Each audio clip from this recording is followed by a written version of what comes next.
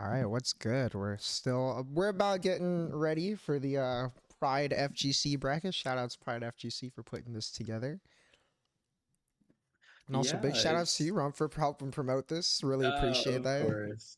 I mean, I think it's a great event, and they do good shit, and it's going towards like a just an objective great cause. And it's good to see people get together for stuff like this. It's nice that it's people keep making jokes about it being like a Pride exclusive event, but it's so funny to see like so many people of like every different part of like sexuality and expression pull up for the bracket, and it's just a good time altogether. For sure. And a bracket where we definitely have some killers. Yeah, Like absolutely. Council and Skeleton, I believe, were the top two last year, with I think Council coming out on top of that one. Yeah, God, yeah, I think it was like narrowly close. Yeah, but I do believe it was. I think Skelly went a good amount of Nanya in that bracket, and then I think switched Coma and Grams. Oh, okay. Yeah, I think you played in that bracket too last year, right? I did. I got smoked by Zayafi. No, Yeah. unfortunate. That was before the real big come up arc. We've got some other players in this bracket who are on their come ups. We might be seeing some of them soon. Yeah, for sure. I think it's super exciting. Like as much as like we got like some like of people that are like really established people with like great results, like your Skellys, your Councils, your Chases, but there's a lot of other people that have like really been like clawing at that like high level play like threshold. Like Fahani is here, and then it's good to see Autumn Buns is back, and then some like the Chained boys are playing like Bears and RMR and Torqued and all that. It's really dope to see. For sure, and speaking of them, we will get a couple of them up first. We're gonna get Torqued and Weaver. And honestly, like I feel like this is such a good one to have like first, because it's like these two. I have to imagine they're in the Chained call together, talking mess a good amount of the time. I know that they have, yeah, they.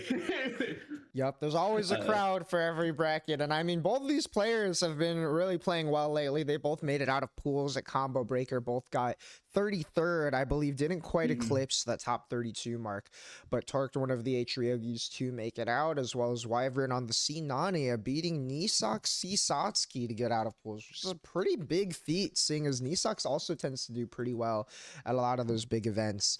And that's like a pretty big breakout performance. We do have a couple other Sisatskis here. Phoebe has not checked in yet, but might show up. We do also have Totsugeki Memorial Sisatski here. Yeah, it's a Satsuki world, and we just happen to be living in it, and take that as you will. But yeah, no, it's fun to see Phoebe back. I hope to see her actually play. I know her BB is pretty nasty in BSAV, but she was definitely like before Fang like the real pioneer of CSOTs in NA, and now that it's really coming back around, really funny to see. The other day after playing the person that brought CSOTs to NA is like finding the person that killed my father. Yeah, Sisatsuki known evil character. I don't really. It's hard to talk about this character and say anything nice if I'm being completely honest. I'm sure glad we're seeing someone who managed to beat her next. Yeah, and I mean, this isn't like a dig on really the character or the players. It's just a matter of the fact that she's a character that's going to hit you and kill you in 3 hits and mix you off every hit. Yep, and it's funny because Wyvern on the right here with the Ants shout out, Torqued with the Joe shout out on the left, will be playing C-Nania, right? And C-Nania is also a character who hits you, runs some mix, but in a very different way. He's gonna leverage a lot of different options between empty stance, overhead, command grab, behind you. Like, he's one of those characters who can do things in a lot of different ways and really messes with your head. Versus Atriogi, when you get hit, I mean, she's got a little bit of mix with the roll mix. Torque is kind of shifty with some of the knife catch stuff, but for the most part, it's like, all right, you're in jail. How are you getting out? The Nicole stage. Yeah, but yeah, for sure. And I think these two characters exemplify like really different, like cool perspectives of like how characters can be expressed in this game. Like Nani is this kind of like trickster defensive style character that's like built around like a really strong reversal game.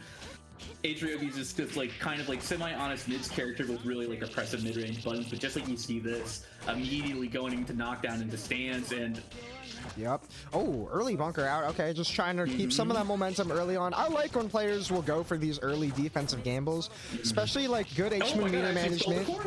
Yep. One Nice of those that little V delays on Solid would that. joke like nobody times it right except for him, but Yeah. Torque has been getting these corner steals a little bit.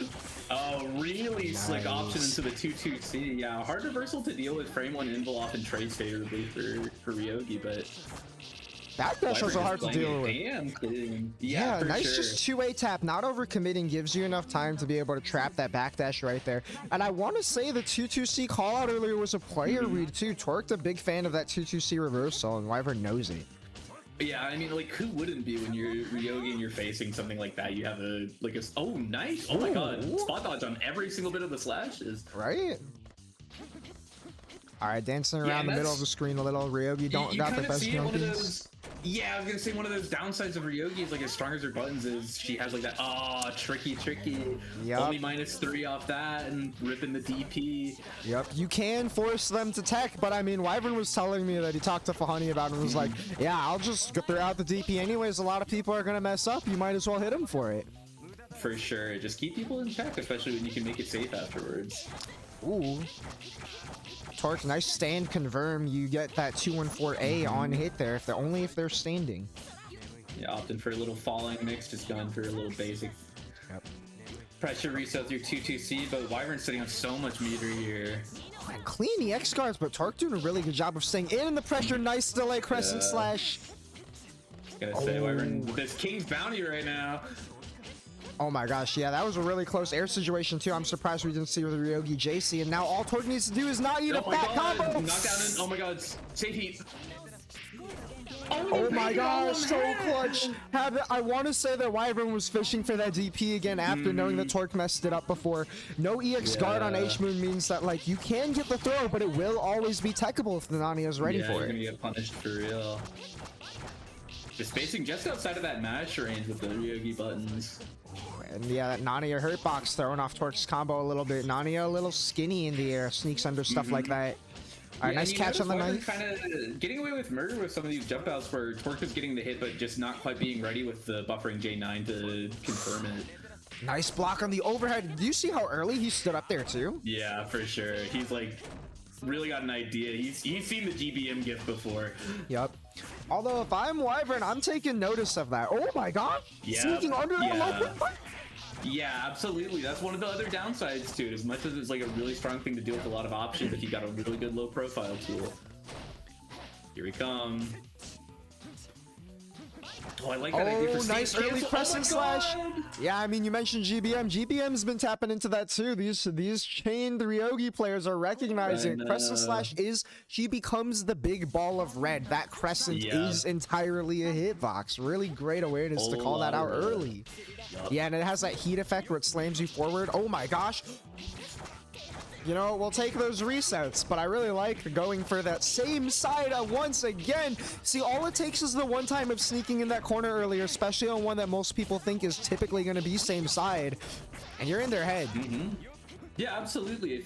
It doesn't matter so much if you're able to make something consistently hard to deal with so much as you're going to make someone scared that it's going to work. Nice block just again. like that. Uh-oh. Uh-oh. I think they might be going, and this might be an issue on my end. Yeah, I think, we might have had a disconnect on here, but... Yeah, I think they're probably really cool still free frame to playing. end it on. Right?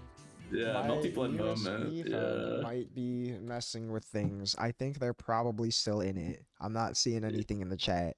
I was gonna say, they probably would have been like... Crash? Yep. Yeah, it seems we're still good to go. We're gonna catch back up. Get a little speedy melty coming on.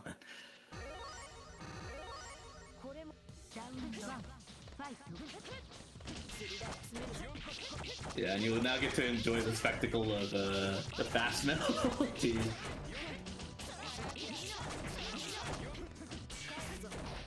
Yep. Fast melty while we catch up to whatever was happening there. Yeah.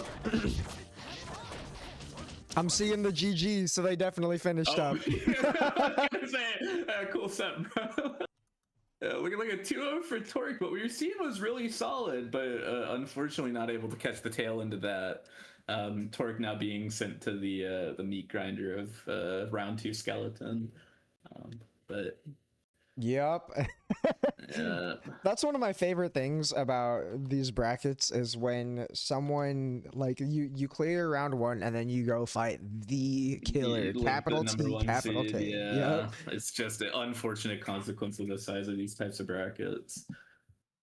It really is. It's just how it goes sometimes. Up next, we got Mr. Pomegranate X and Rock. Mr. Pomegranate X, I heard Yeah. earlier today, made top 8 in 2 different games at Combo Breakers past year and has been playing this game a lot lately. Yeah, I've heard has been doing quite well and a very, very strong advocate for the trans community. Honestly, just it's cool to see people on all these different games, and then Rock, on the other hand, definitely been a multiplayer for a while. Switch around characters a bit. Sticking around on the C Nero, but I think was talking a bit earlier today, not knowing if that's exactly the type of character that they're wanting to go for today. So we'll have to see what they wind up picking. Yeah, I'm pretty curious. Mm-hmm. Rock also has been on the Nero, but has been messing with some other characters. Yeah, I've definitely talked with him a bit about the character and the different moons, the things that you would tend to struggle with playing with Nero, feeling like you got bad defensive options or like poor movement. Definitely, it's as strong as Nero is, he can definitely be a bit of a struggle character because sometimes it's like, well, why the hell am I struggling on a character that has these things that are this strong? But it's like he definitely has really defined flaws that can make it more frustrating to play him. Yeah, for sure. It's one of those cases too where it's one of those cases too where like it's a character that people will tell you is like this character is really strong. You look at the buttons on paper, right, and you look at the whole moves and it's like, dang, this character does look really strong.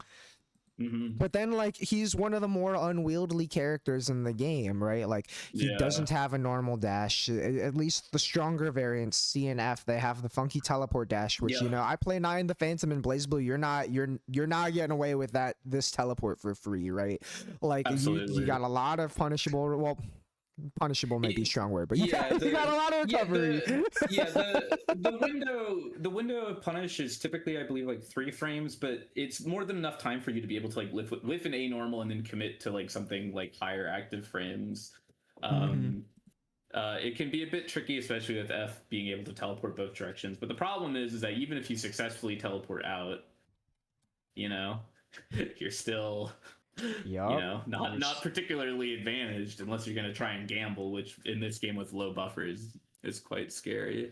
Oh, for sure. And it's like an important part of the game too. Like Nero has a 6-frame mash, and playing around the fact that you have 6-frame mash is going to be pretty important. Ooh, I'm seeing an F Alco hover. Yeah, and it's always funny. I don't know if we've ever had something like this where people on stream play characters that I have both played, so I feel much more qualified to properly talk about them. Though it'd be really, really funny if Rock just decides to not go. Yep. Right. This is the other character I've heard about. Yeah, they were talking about playing Spike Ball, and you know what's funny is another the millionth black shirt F Alco in the lineage to follow. True. Oh, I think we might have seen an escape from a random stage, or we're taking a second to get in. Yeah, I hope not. I do understand if people don't want to play this stage because the song is a bit abrasive, but and it's bright red and fiery. Yeah. Oh no, we're good. Okay, yeah. Shout outs Bell Race, the creator of the Mizumi Wiki, once said that there's 2 types of characters in this game. There's Arcs and there's Neros. Spikeball falls under the Nero category. She's not pulling out all the summons, but we call her Spikeball instead of H. Kohamek for a reason. Yeah, we might see that real soon. Quite how ready is Rock to deal with stuff like this on Falco, especially when Pomegranate is probably a lot more used to playing this character, already seeing the Oki knockdown. Just going for a little meaty orb, Rock Brave Mash on Wake Up. Oh, really nice command grab to start too. Just a simple combo, but I mean 2k for a throw, you'll take those. Slow DP, but it's still a DP. Gotta respect that. No meter for bunker. Nice supposed to be chained. I'm getting rumors that they don't claim him. Yeah, my bad. I forgot to clear the team tag. Thank you. Yeah, and that's one of the awkward things to manage on H. Kohanek is balancing the Bato pickups when you do them post air counter hit. Yep. And one of the things that I have to imagine Rock might struggle with if they're not like super accustomed to playing on this character. But yeah, Pomegranate's quickly taking the first round, going for a little defensive bunker there. Yep. Nice little JBs to keep Pomegranate X locked down here. Oh no, unfortunate drop. Yeah. All right, nice meter management too with the bunker. Just keep the corner and yeah.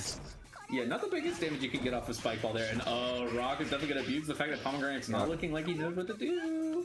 And here, Connection. A cute freeze frame though. Yep.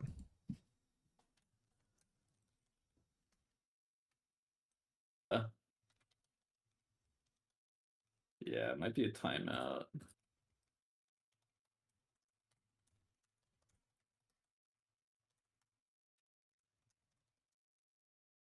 You know, I'm getting rumors from the front that Finisher 5000 has forgot his controller and is using a substitute, which, if history is to let me believe anything, that would be the Pokken controller. The Pokken controller is so strong. I'm asking for confirmation right now. Yeah, Hawk Chimera, this game does rule. Who do you play? It's a really good time to be getting into Multi-Blood for sure. It really is, yeah, especially because we have the DMF League running, which I always joke is kind of like the free trial to get into the game, where like if you've thought about playing this game and you're like, I don't really know if I want to invest a ton of time in it, but I don't really want to go in and post IP all the time and play with people just in the general server. DMF Dual League is like you get put into a group, you play like 4 or 5 game sets a week. You just play like 20 to 25 games. I joke that it's your state mandated melty, and then you're set. That's it. You just you move up, you move down, you play against people who are probably also pretty new.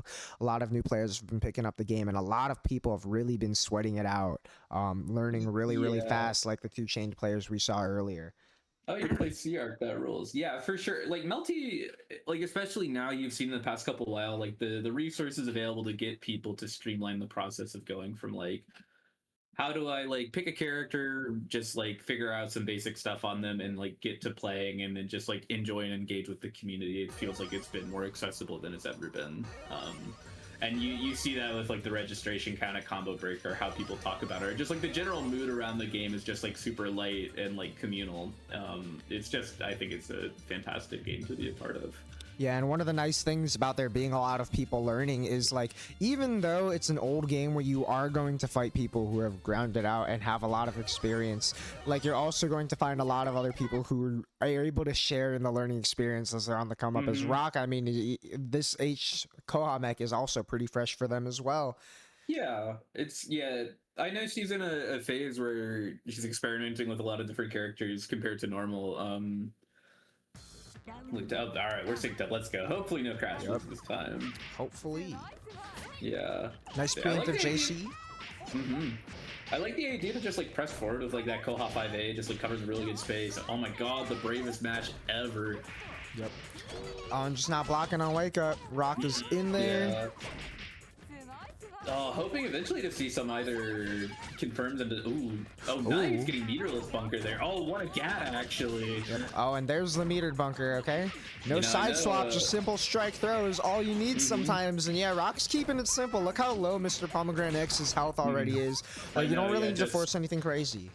Yeah, just by attrition. But yeah, that's one of the things that's definitely a downside of the H-Koa and H-Koa mech is just how it feels to just whip these huge buttons and the cost that comes with it on recovery. Yep. Ooh.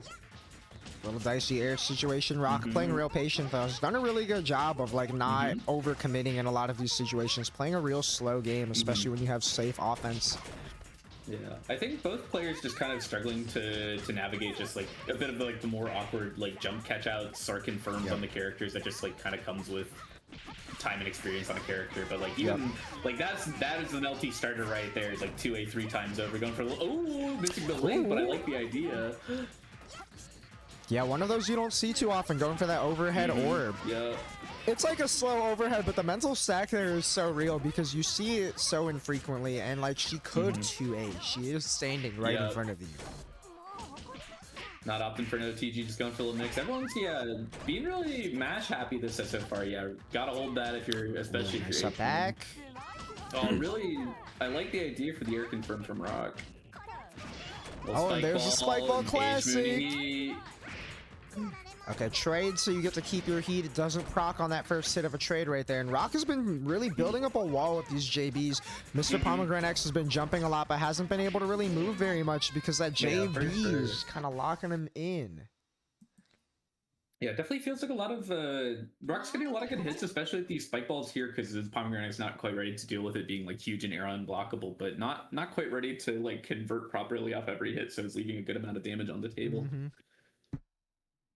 Had to catch my breath there, long sent. Uh-oh.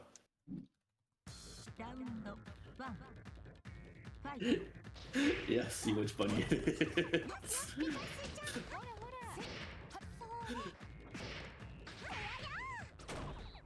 A huge JB. I'd like to see Rock in general just buffering some buttons behind the JB, especially since as Seer H-man you get to rebeat into your A normals. Really stable 3K. Yep. Nice. Just a clean hit off of the spike ball. This is why we call her spike ball. She's called one of her moves because that spike ball is such a defining move in this kit. Centralizing. Yeah, I like even the backers hit a JC there, but Rock not quite ready to capitalize. And oh my gosh, yeah, that's what it looks like when you finish your hits. You get 4.5k even on a basic conversion. Yep. Yeah, and Pomegranate's just trying to jump out. I think just not having the knowledge to deal with the spike ball. Oh. Yup. And then this is just one of those, if you're not familiar with the spike ball, there's not a lot to do. There's not a lot. It's a little difficult to intuit your way through this. Yeah. Yeah, it's one of those things that's definitely, when you're less experienced with this game, that can be really frustrating. It's just like, how do I navigate this tool, or how do I understand what's actually happening to me? And Spike Ball is one of those that I think a lot of people have issues with, because there's a lot of specificity when it comes to like what you want to deal with. Because like on F Moon, your options are like, you want to dash into it and throw them to use the throw invul to go through the spike ball. But if you're C Moon, you can EX shield and jump, you know. But if you're F or H Moon, you don't want to shield because you're gonna get like grabbed. Like, you know, it's not quite a simple process. Now, I do love to see this name come up in bracket here. I love to see the sponsor tags. Finish your 5,000 repping, stay fucking hard. Yup. NGC New Gen Canadian. And stay fucking hard. Shout outs to the New Gen Canadian. This was literally like, someone was talking about Canadian players, and Finisher was like, what do you mean I'm Canadian? Solstice or someone was like, you're a New Gen Canadian. So he was like, give me the tag, we got it. Yeah.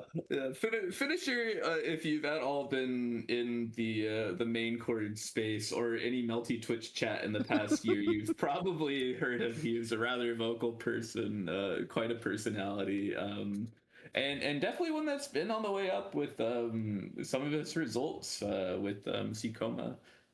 Yeah, he's one of those players who like consistently has been improving. He had a real breakout performance in TNS 3, and although he didn't make it quite as far in TNS 4, he did win that redemption bracket a couple weeks ago. Yeah, he did. It was a real story. I'll give him credit, because he definitely was coming into that bracket with a bit of a chip on his shoulder already, not being able to go to offline events, and then TNS, he has an unfortunate 1-2, just kind of goes out a bit early, and then just completely goes through the redemption bracket, beating like Green GM and like Mad Tsunami. Yeah, I was gonna say some really, really impressive names. I was gonna say crazy names to see in a redemption bracket. I looked at that. I was like, there's no I was gonna say, it's crazy, because like you go back a year and you'll see Mad Tsunami in like grand finals of an LP. Like that's like, these are people that really play the game.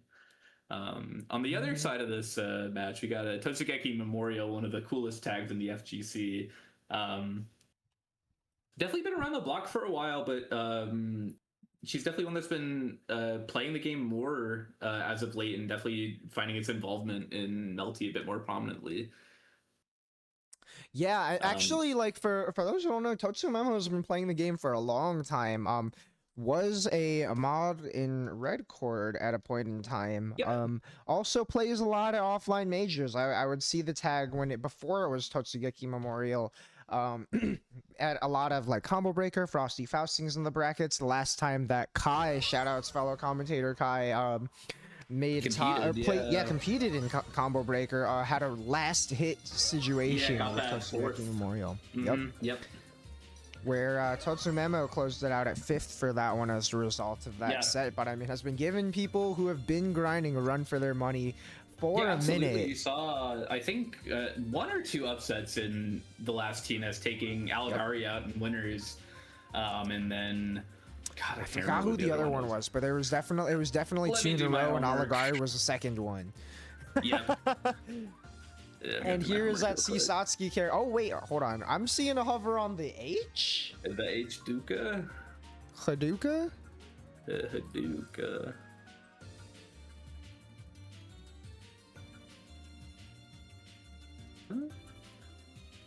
Oh my god, yeah, it was Darko. Okay, there it was. I was like, it was definitely a really surprising name. Yeah, I was gonna say Darko, one of those names that I think got top 8 at the TNS before it, and most notably getting a very impressive 7th or 5th at Climax of Night 7. Okay, I thought we were synced out, but I got mixed by things slowing down and speeding back up. Despite the speed of this, I really like to immediately see the chicken block and the punish on dive kick. Yep. You love to see it. Yeah, and Totsumemo was playing Sisatsuki before this, but we're seeing the H, who's a lot more of a normal character. She literally does BCBC air throws, one of her main combos. These two characters are not so far apart, but right there before we caught up, we saw the charge JB, BEJV, pulls her back, shoots a projectile forward. We're going to be really good at catching approaches, but not going to stop finisher from sneaking underneath on the ground. Also, gotta give a quick shout out to Totsumemo's caster named Tono Snell. I like that one a lot. Really. One of the most expressive parts about this game are the names that people choose to have. True. Finisher got the SFH finisher on the caster as well. Nice JA right there. Finisher's doing a good job of just not overcommitting to too many buttons in neutral, but does go for the 5A there and misses the meaty. That should hit meaty off of air throw there. I believe that might have been Finisher trying to set up with command grab, because I do know that Finisher, I think one of the things I've noticed having played him a lot recently is that he does kind of like, oh nice, suck him up. The vacuum hands.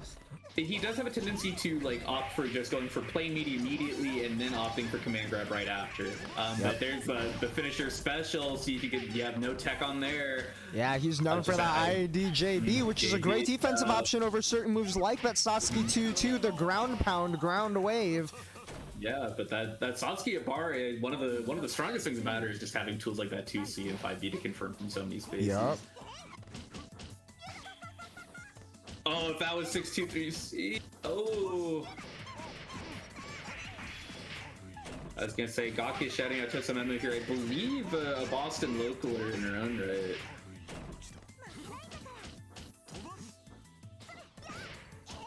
Oh, huge JC in, but not ready to convert. Oh, Finisher did sneak behind, but wasn't ready to press either, the way these two are dancing around in neutral right now.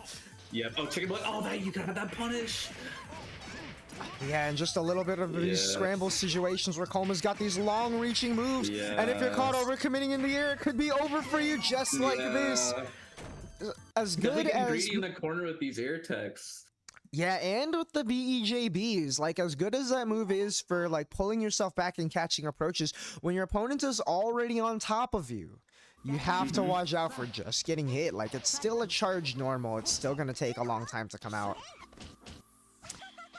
Uh-oh. That was definitely supposed to be a 6-2-3.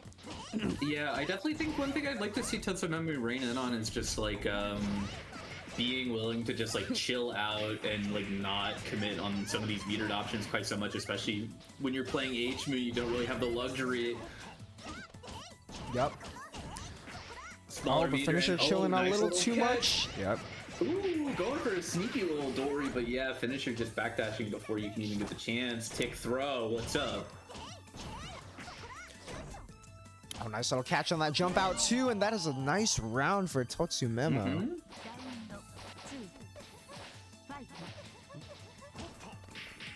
Yep, a nice falling punish. Yeah, that's just one of those awareness things that I really love to see. Yep. Yeah, dive kicks in this game super plus if you just hold them while landing, but if you intercept them mid-air, you're going to be able to recover much farther in time, much earlier. Oh, nice sneak out after that 2-2-C situation. The air tech can be a little awkward to combo off of, especially if it's not a counter hit. So I like the play of just taking the corner. Yeah. Yeah, Finisher doing a really good job of just staying on the ground here while Totsumemo is flying around, getting to some scary situations, but not trapping the Ibare this time. Yeah, I really like that idea there. Yeah, because Finisher definitely that 5B blowback edge B, this little sequence is a really good frame trap that leaves you in a good space to do a little strike throw, and you see like Skeleton or Nami do that a lot, but Totsumemo just ready to let the mash rip here. Yeah, finally shows up there. Yeah, you do get to do that for a little left right there, but didn't quite have the timing, and Finisher gets out. Yeah, you mentioned chilling out on some of the metered options, but a lot of what's getting Totsumemo here is not chilling out enough in general. Like the Ibare option working out again here. Yeah, it's a bit of a false positive. You get your mashes to work out, all of a sudden you're starting to believe that you gotta act in every spot you can. It's gonna get you hurt. Yep, you cannot act against that one with a plus 21 double extra ground pound. Not ready for the punish on 2-2-C, a unique armored reversal. You gotta be ready to throw it. Yep. Oh, had the hit, but finally gets the conversion afterwards. Tough situation. Nice I like Finisher keeping it simple. Yep. Immediately just letting that bunker rip. Oh, nice, JC. So plus. Not gonna do it. Can see a heat. Coma Heat is on the table. Yep. Oh no. Coma Heat is so interesting too because he's got so many other defensive options. You want to look for all of them, but oh my gosh, the tunnel! Not quite, not enough blood heat left. Your blood heat. Oh my god, Sasuke guts! Oh my gosh, yeah, and you know part of that too is the blood heat. When it gets lower, your AAD will do less damage. So was almost out right there, and that is why I wasn't able to kill him. Tandem with the guts, but Finisher, nice job finding the hit after for a clean 2-0. Skeleton also remarking that quite possible that the rebeat from Finisher there might have reduced the damage on the arc drive a good bit. Oh, true. Yeah. Yeah. It's funny. I actually didn't learn until when I was labbing C Koha, who rebeats a lot, that rebeat penalty goes away with a timed decay. Like it doesn't just go away when your combo's done or something, or when the sequence is over. It slowly ticks back down. Like the funny instance of this is if you're ever drilling the C Koha combo, she rebeats so much in her combo that if you drop it a few times, you will hit the full B&B and it'll do like 2k on a combo that normally does 5 to 6. For sure. And up next, we got two players that I think have just really been showing some spectacular work lately. Ral taking the most recent Melt Your Blood bracket, and Funny barely scratching just outside of top 8 at Combo Breaker. For this game, both players that I fuck with quite heavy, and I've seen them grow into quite strong competitors in their own right. Funny rep in the Sinania, and also probably the single funniest profile picture on the application of Cyclops Battler. True. From Umineko. And Ral, on the other hand, repping that F Aki, one of those really sleeper strong characters that people kind of forget, right? Is yeah, she's just kind of rare, you know what I mean? But I mean, some of the strongest offense in the game puts the pit under you where the mix is, well, it could happen. Yep, it is. One of the things that's hardest to deal with in this game is just giving a thing and saying, like, this can hit you without me doing anything. I can just be here and be safe. And that is, in general, just something that is huge to have to deal with and navigate, like, as far as, like, mental game. Yeah, and this is kind of a funny little bit of catch-up going on here as well, in the sense of, as you mentioned, Ral did win that last Melt Your Blood, but also for Honey, after the series resumed post-climax of night, was the first person to win 2 in a row, taking Melt Your Blood 7 and 8. Yeah, for sure. Funny definitely had like his time, and then really just kind of came out of it looking like insanely strong, and just like that 214B through the pits into a nice confirm into mix. Ooh, not quite, but yo, counter hit on the 214. Ooh, nice gat to keep you in the corner. Oh, and that's such a sneaky left right. It looks so much like a drop. All American resets, baby. Ooh, I like, Nice you know, TC. yeah, caught something right there on the counter here. I wouldn't be surprised if Rao saw the EX guard and was like, you are so far, I'm going to interrupt you, but you really can't on that sequence.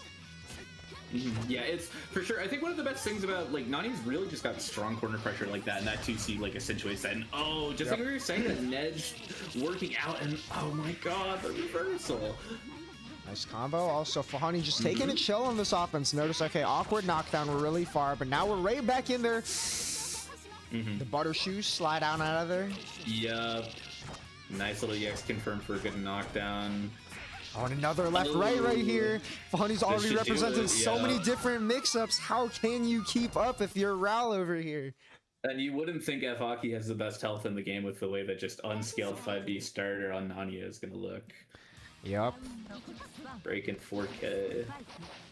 Yeah, Fahani just staying in here, and you're seeing a little bit of the what I was talking about with Fahani kind of making his come up first right here. Kind of has an idea of where Ral wants to be and where Ral doesn't think he's going to be. Yeah, I don't know who's thinking that the corner is getting taken there, because I sure am not. Nice little JA links for the corner to corner. Definitely one of the harder things about PRIDEfgc. Yeah, spin that meter, and oh my god, yeah, so hard to really keep a character like Nania down when someone's ready to just... Uh-oh. Uh-oh. Yeah, we're back! Alright, we're alive, we're alive. alive. On there, and this is awesome. Yup. Melty blood! Alright, nice air dash back in. Ral living on a pixel, but it's not enough. I look at the slashes right there too, right? Fahani knows that you don't have a lot of life left.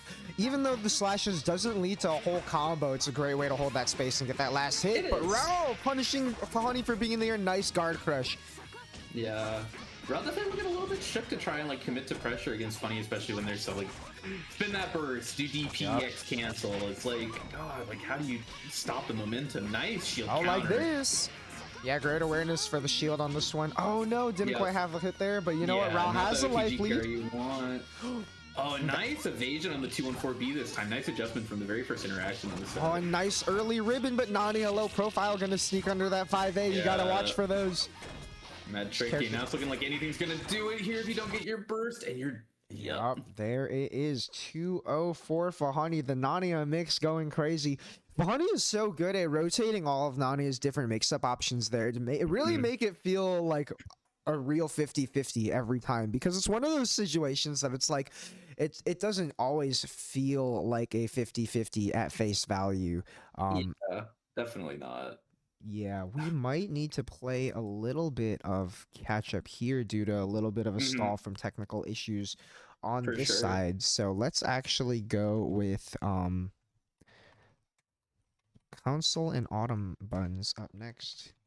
And yeah, it's definitely it's nice to see Autumn back in brackets, because I think it's been a long while. It's been almost since Climax last year at this point, since she was really quite competitive. I believe so. Yeah, I think did enter at TNS 4.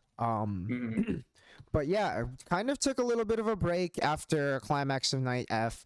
Like, was really going hard on the game before then, accomplished her goal of making it out of pools, and just kind of took a back seat. Yep. Also, like, got ascended from the Melt Your Blood series with that one. Won one of those brackets, I believe it was Melt Your Blood 4.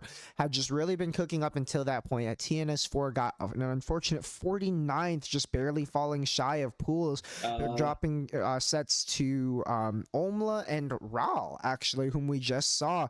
Which, again, just a testament to how competitive the game has become, right? Like, Ral recently winning Melt Your Blood. Again, just putting himself on the map with that PRIDEfgc. Like, even though that was a 2-0 in Fahani's favor, you're seeing a lot of really good instincts, right? Where even the places where it didn't work out, there was EX guard on Fahani's 5C. You're really spaced out. I might have a chance to challenge. There was an air tech situation with the ribbon. The recognition of the fact that he had a lead and not overcommitting, starting to set up the zoning. Like, more of that game awareness that is building up in more players, which is right where Autumn Buns was when she was last competing a lot.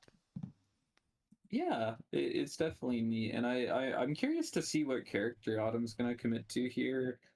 I know was pretty dedicated on the Spike Ball, was committed to an Evil Bungus bit for a bit when she would play mostly Spike Ball, but also definitely known for the FCL. And on the other hand of this set, though, is Net played Boogeyman. Yup. The the man not allowed in Michigan.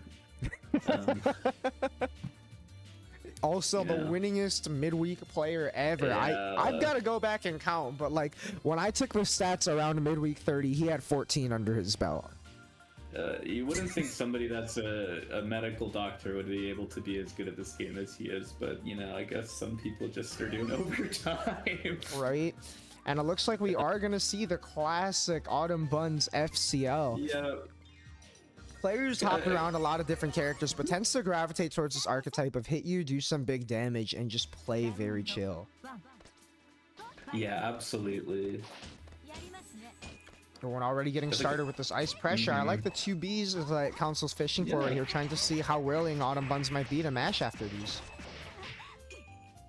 I really like that idea to try and like opt for just like the air block into J2C as CL into like Lin pressure in the air to not have to just like fall and eat it. But speaking of falling and eating it, yeah, that's one of those things with a lot of matchups where if you try and land directly on Lin, Council's gonna be so prone to catwalk. Just low profile directly underneath it. Not ready for the Neko overhead, trying to snipe the jump out. Oh, nice catwalk underneath. That was dastardly. 43-second, perfect. Probably with some change because H made heat too. Yeah. Yep. And it's just one of those perfects too. It's like Council's just playing a really safe game right here. Yeah. Oh, that was plus. I don't think either player was ready for that one to hit. Yeah. Nor was Buns ready for this one. Oh my gosh, That's the just Vulcan. ridiculous. Oh my god, yeah. I was gonna say, definitely let 236C there instead of 623C. Got an unfortunate drop. Yeah, unfortunate Yeah, drop from Treyarch Buns logo as well. across the stage. Yeah, clip your dome piece. What's up? Yeah. Yeah, really dangerous chicken block from Autumn Buns there. Almost gonna get guard broken for free. And even the puny little Lin 5A. Oh no, and jumping over the 2-2B. Council is so in there, sneaking right back under. And yeah. Oh, just so much damage on a single hit. Not even burst is gonna save you there. Yeah. Yeah, Really that's a rough sneaky spot. Just because like Lin has so many options to catch so many of your techs, but you feel this pressure burning up when you're playing where you're just like, damn, I'm gonna get hit, I gotta do something. Yeah, and when you're that far, you actually can get away with the tech unless she does that. Yep. But you can't really get away from this corner mix of that easily. I mean, strike throw against the Neko Rocket Oki. So strong right here in Council. Got the loops. No ender this time, but Buns is just not blocking in the corner. Maybe looking for something a little too soon. Got your nose, and now the fuzzy. Yeah. That is what this character. That's what makes this character so good. Realistically, is that is just a 50-50. You're trapped in block stun, high low. Yep. Yeah, you block that low JC, it could be over. And it's one of those that just is so difficult because if you're F or H Moon and you don't have a DP out of shield, you shield it, she can just safe jump and punish you, like chicken block it right out of it because she's naturally going higher for the fuzzy anyway. Like, it's disgusting. Signs of life from Buns, but a nice preemptive JB from Council right there. That JB is so committal because you lose all of your air options, but Council just calling out like, I think you're gonna press. You're gonna take advantage of your advantage. Oh no, such a scary tech. Nice little shield land from Autumn. Huge pressure reset, not ready to shield the charge, but J2C finding some hope here. Single summer. Nice. Yep, just catching Council acting immediately on wake up when you're not safe, Very and that's a nice. round for Autumn Buns. Yeah, a little dash check, tack on some damage with the air reckless series. FCL's definitely got what it takes, even if it's going to be an uphill battle. Oh, especially when you sneak in with the cat right there, as Council did, but nice salvaging off the scramble. Yeah, but that H-Moon bunker, nice. Willing to spin that the meter there just to get out of the situation. Huge 5C starter. All right, noticed that she didn't get the re-jump. Way to keep it simple. The fuzzy mash of the century, and you just got to be really careful here. Block the cross up. Such a scary chicken block. Nice. Do it. Autumn Buns on the board. Yeah, really solid play. Just willing to call it the fact that Council's not going to respect your defensive options. Just play the game and press it and make sure that he remembers that like you're a person playing the game on the other side and he's not just in training mode. It's true. I mean, especially when you have that 2-frame 2-2C. Oh, fuzzy again, but a little awkward hit right there. Drop. Yeah, but An with throwing to unfortunate drop from 5A on the Buns. committal, yeah, Autumn just gotta be willing to get out of this corner here. Nice little flicker IED combo, but yeah, Council just saying, hey, I need this momentum, bro. My round. Council saying you're not sneaking out this time. The early J2C staying in place Yeah. too to catch where CL is going to be with that deep run. Yeah. And now this is the spot that you just don't want to be in. Oh my gosh, nice. Oh my gosh. The No, defense from Autumn Buns for just a moment. Yeah. The It's so tough discipline to 'cause just sit there and block for a second too was so strong. Yeah, because Council's just so ready to just, on a character with such a whack dash, be able to just do deep dash throws. The deep dash is so scary too because so many people are going to be like, oh, this isn't that tight. You can mash here. I need to press really fast. And that's always going to be easier to defend. But Council on the defense, 5.2 KO, and the cat is too small. Yeah, I was going to say, I think Autumn trying to autopilot some sort of FCL fuzzy or just like safe jump there. And yeah, Council just saying, I'm out of this, John. Yeah, using the last Fuzzy. little bit of heat to set up a fuzzy guaranteed. And there it is, the fuzzy connects, and your life bar is gone. Yeah. Really impressive showing, though, on the other hand, especially for having not played too much lately. And speaking of people getting games and matches that you might not have expected, good finisher scratching a game off a skeleton.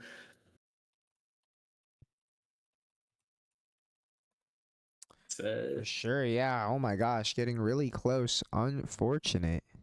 Yep. Looks like we've got some technical issues possibly on other sides of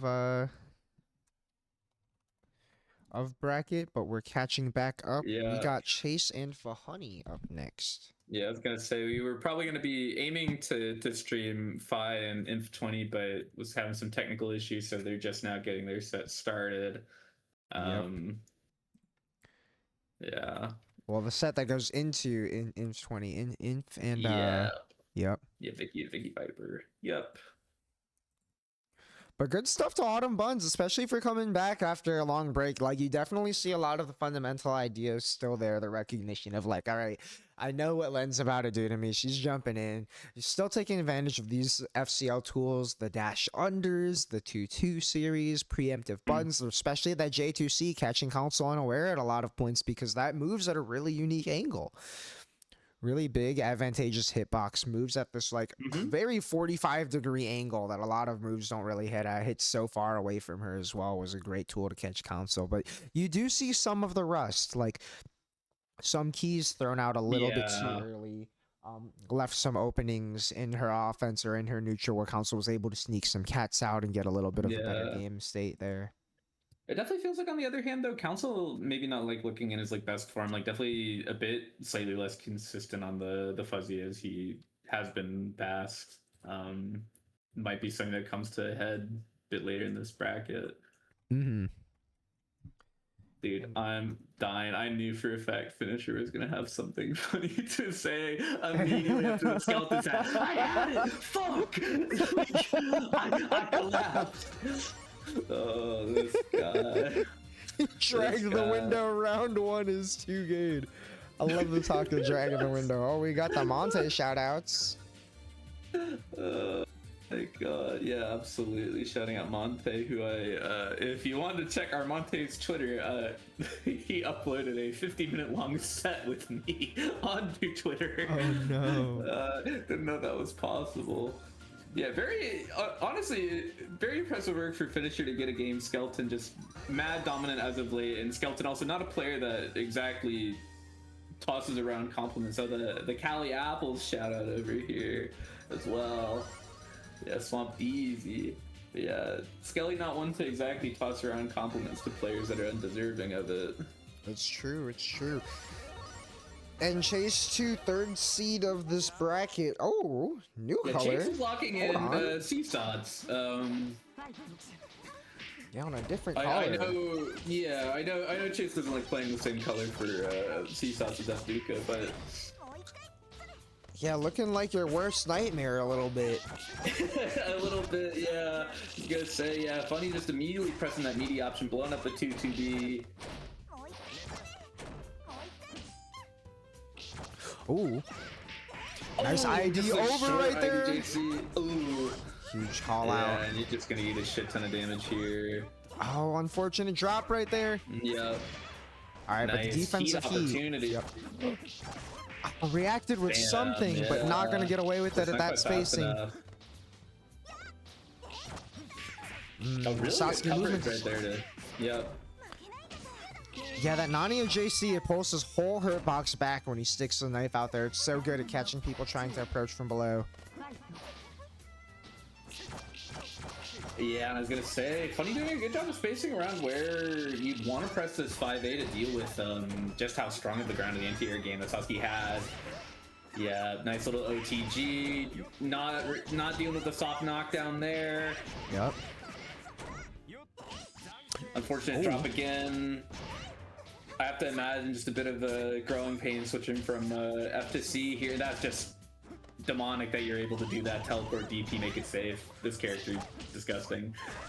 Oh, nice jump back from Fahani right there too. As soon as he's got a little bit of breathing room, just kind of backing and creating this space where Satsuki's not going to be able to chase you down so easily. Panic defensive heat blown up. Yep. Yep.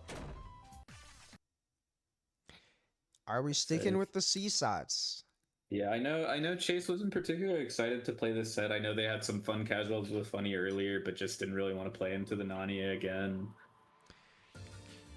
Also gonna see a switch. Yeah. Oh, and back to the classic. Yeah, what they're known for. F Duka, the Gyaru color. Oh, and that's a Chase special, the old one. Yup. Their caster name was just one in square brackets for a while. Yup, nice block. And immediately you can tell the difference in comfort here is just a huge thing.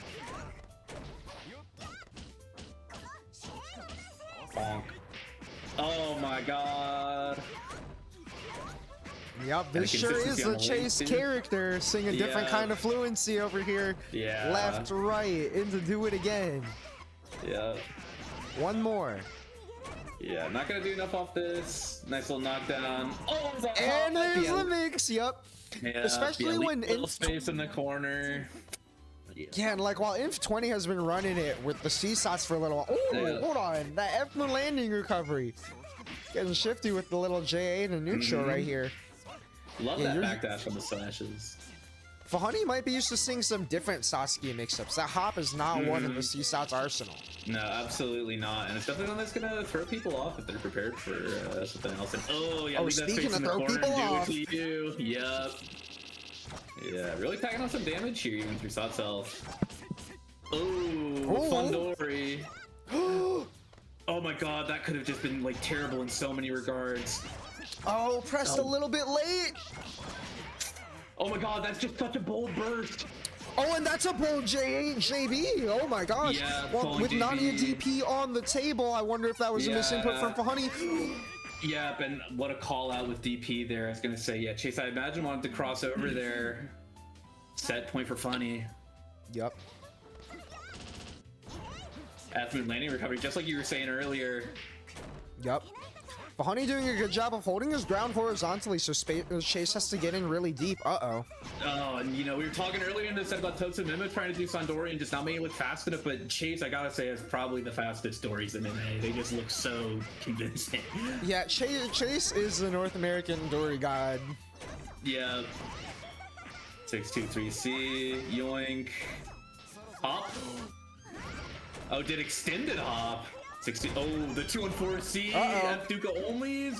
Oh, and this is a scramble spot for Funny. Oh, that's wait, crazy. Sneak under in the OTG. Hold on now. Yeah, I have to imagine Funny taking a moment here. A player prone to nerves. Chase just looking in peak condition here right now. Yeah, ever since Chase took a break from competing too, the F-Sots is moving a little different. The F-Sots is moving with a kind of confidence. definitely. And I mean, you saw it when I think it's like just like any of the stuff they've played, and they've been competing a bit less, but they did stuff in like the 3v3 and just like looking just so much more solid. When they're like willing to play like as confidently as they can. Nice. And as you say it right there, the confident 2D. Oh my gosh. Oh, that sucks. One of the yeah, that's, as an F-Moon player, I feel that in my soul. Yep. And one of those that you just can't be ready for. Yeah.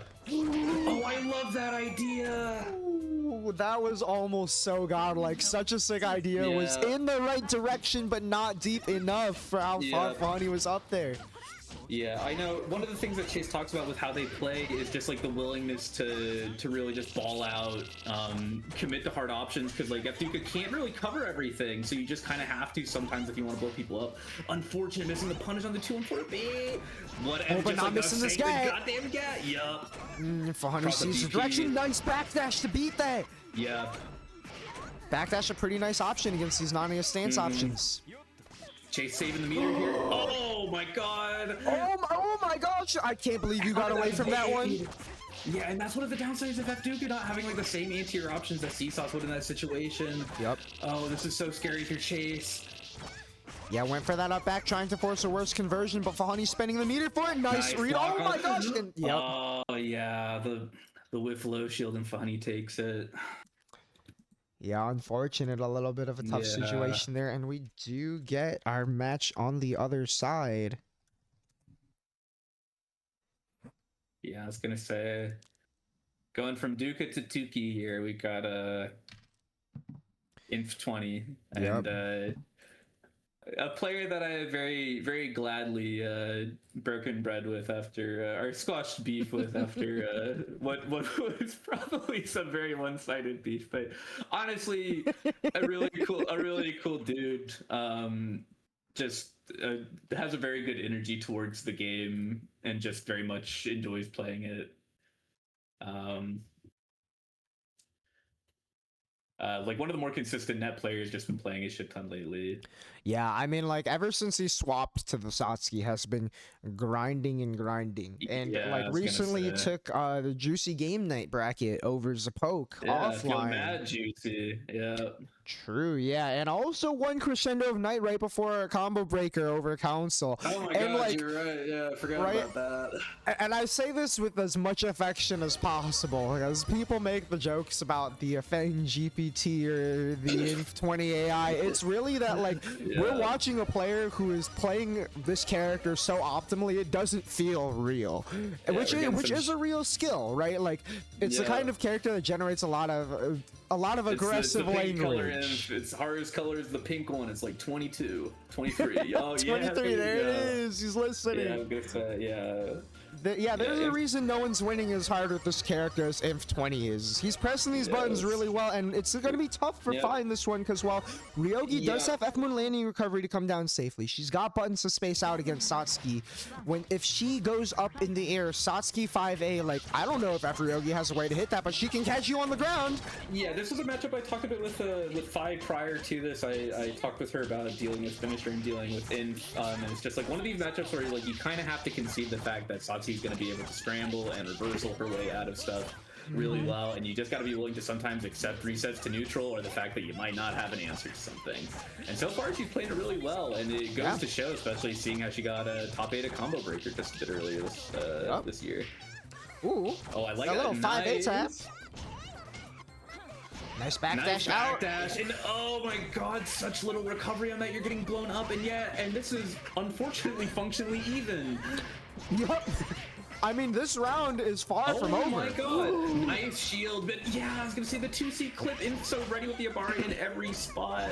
Yep, and 2C so good against Ryogi. It reaches so far, it contests what Ryogi does best. If you are not going to play this matchup as if you're fighting this 5-frame 2C, it can go just like this, like you said, functionally even, and what do you know? Yeah, it literally didn't get hit again because he got the successful mix, because that's what this character does. She is evil.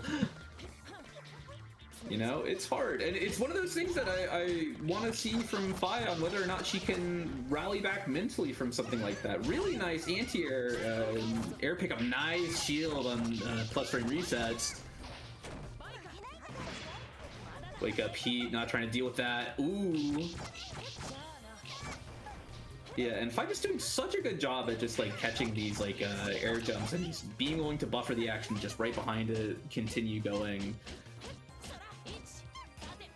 Oh, nice block by Inf. Yeah, I've nice only little ever delay seen Inf rack get up. hit by a grounded overhead once ever. That's not an exaggeration. Yeah, I know. It's like I don't mean to talk shit, but it's like, was he grown in a lab? I don't know how he does it. I've been able to charge 60 once. Like I actually cannot overstate how little I've seen this guy ever get cracked open by a move like that.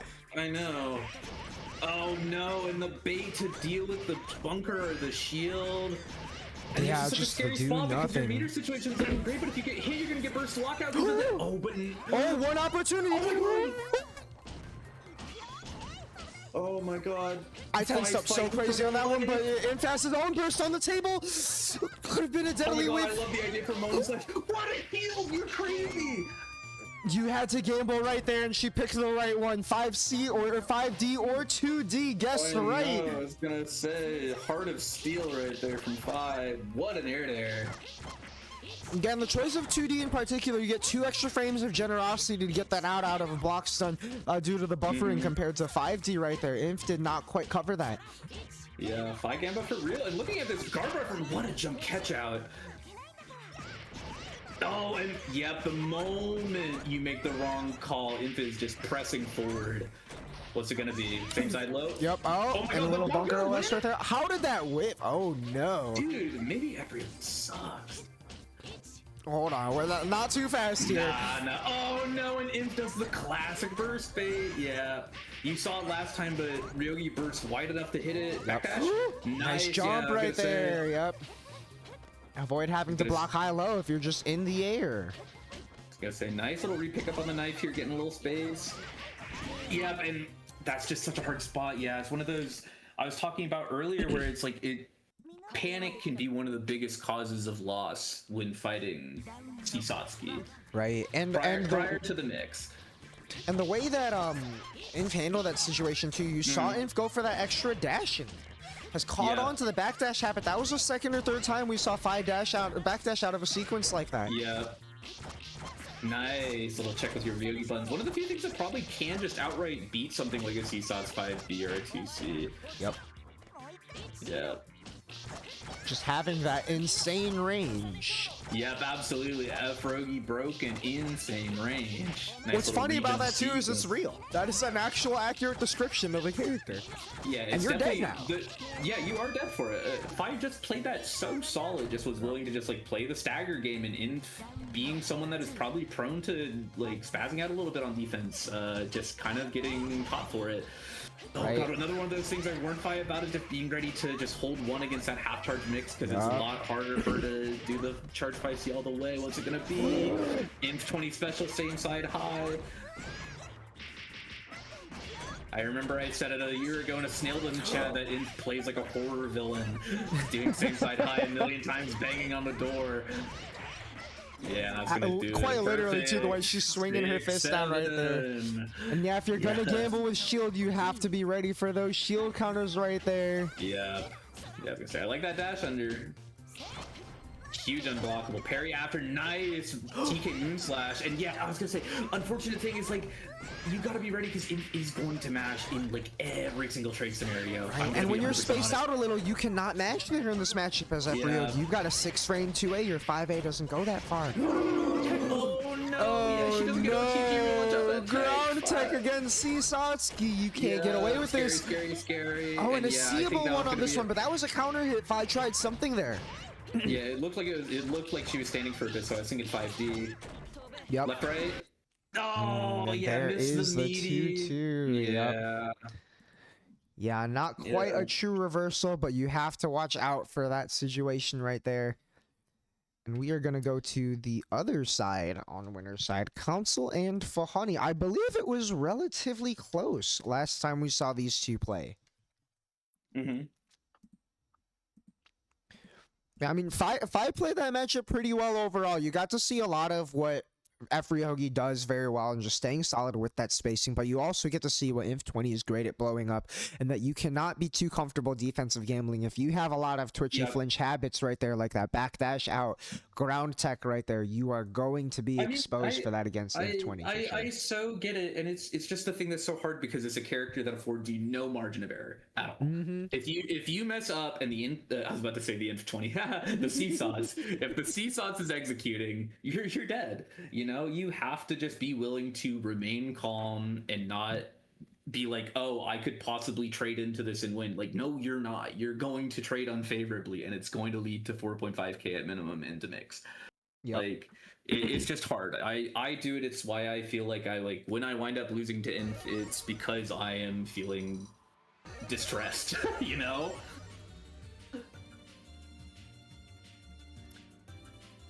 Yeah, this is an interesting matchup as well, because I think one of the things that definitely helps neuter quite how strong Lin's advantage state is a strong DP, and this is the strongest DP.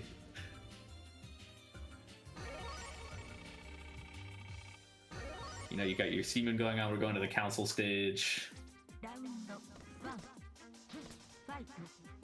I can say I've been here quite a couple times in net play brackets. Song haunts me. Oh, and J2C Treyarch logo sneaking over the 236A. Ugh.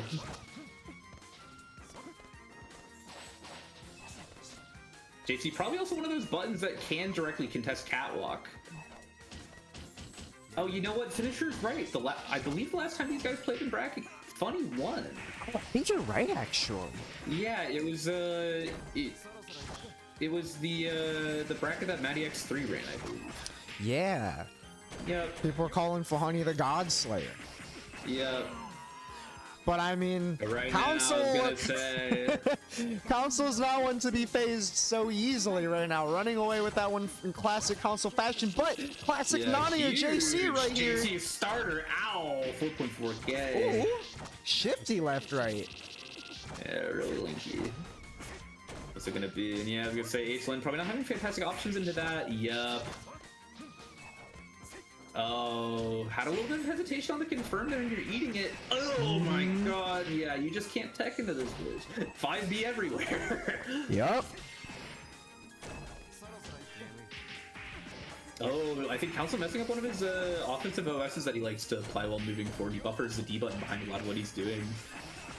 Oh, interesting. I did not know that. Yep. Uh-oh. One pixel either way, and yeah, you have to tech there. You have to force the gamble. And if Council does that 2-3-6C, it is a bufferable special. It is just guaranteed to work here. Yeah, I think it's similar to one that's documented on the Ctono page, Hit Stop OS, where you basically press button, and behind it press D, so that in the situation that the second button lifts, you get D to come out. Oh, yeah. Because on Ctono, you do that with like Bunker or Shield. Because I was doing it when I was playing H-Tony. Yep. Somehow I was interpreting that as literally walk forward, press D. I was like, wait a second. He's like, this guy, he's gonna DP. I mean, he was right. This guy, he's gonna be an H-Moon Heat. Uh-oh, that was a nice shield from Vahani. You gotta be ready to cancel that, and that's an awkward multi-hit to cancel from. Ooh. 2-2B in place. Okay, nice little swap from the norm. Hard knockdown. I was gonna say, Council trying to go for some kill streak shots with the charge 2-3-6B, and Funny just evading it. Yeah, and a little bit of a fuzzy defensive option from Council, perhaps. You saw him block the first hit on the correct side and then get hit after right there. Yep. Defo. Black Cat moving forward. Oh, 2-4B. Oh, that you're hilarious, actually. All right, I'll give it up. Yep. Left, right. Yeah, I was gonna say. And it's looking like this round is looking a little for Honey. Yeah, I was gonna say there's nothing funny about it. Yeah, especially now with this one. Yeah, Council's looking now. Can't get too much momentum on this guy before he catches on. I mean, Zaphook, that was pretty believably same side, I'm not gonna lie. I don't think I was blocking. Oh no! Tried to press that JC right there on Fahani's end. Yep. Way to just keep that solid. Notice how when you don't tech right there, that was only 1800. Oh, jumping over the air and blockable move. That's so scary. I felt like Council really wanted JA gap there. Yep. Oh my gosh, Honey getting all of these straight hits. None of these had a placement to lead to a combo. Certain bad actors would have you believe that that 5C is not a good button. He wasn't looking at the stream to be fair, dude. Stop talking. Oh my god, huge JC starter again. Left, right. Yep. Nice block on the cross up. I really like the idea for Council to use a like catwalk here and just like sneak back to like negate just like how much I was gonna say funny, but yeah, I can hit you with. Oh, sneaking with the Black Cow 2 and 4B, and again we're looking at an exit situation. Yep. Oh, and there it is, just that 5C keeping you in check, and we got one game each. Yeah. Honey's doing such a good job of not getting too comfortable on offense. Like, it's really important against a strong player like Council, where a lot of players will be really afraid. It's like, okay, even if I'm on offense, maybe they know something I don't, but Honey's really good at rotating between mixed-up options, just keeping you honest. You have to just be realistic and confident in what you're doing on offense against anyone that you're playing. Because the moment that you start to like freak out and again messes up the offensive OS, but just runs with it. But yeah, confidence is such a big difference maker in this game. Nice. Land fuzzy low. Funny, so respectful of the fuzzy high. But not respectful of this Oki right here. That DP is out. It's not coming out on the fuzzy, and you're holding this. Yeah, and this is where it starts to just crumble. Get some distance, find a heat maybe? Tried to put out just the big wall of red to catch him landing, but was not quite in position. Council sneaking around and moves back up to set point. Yeah, just taking her cat for a walk. But again, this teleport, like, Council just not quite ready for how Funny's using it. Oh no, the grab box was somehow. Yeah, Len wakes up a little slowly. Honey threw it out a little bit early. Nice block on the fuzzy this time, not biting on the pressure, but does hold back a little too long right there. Ooh. Nice mash.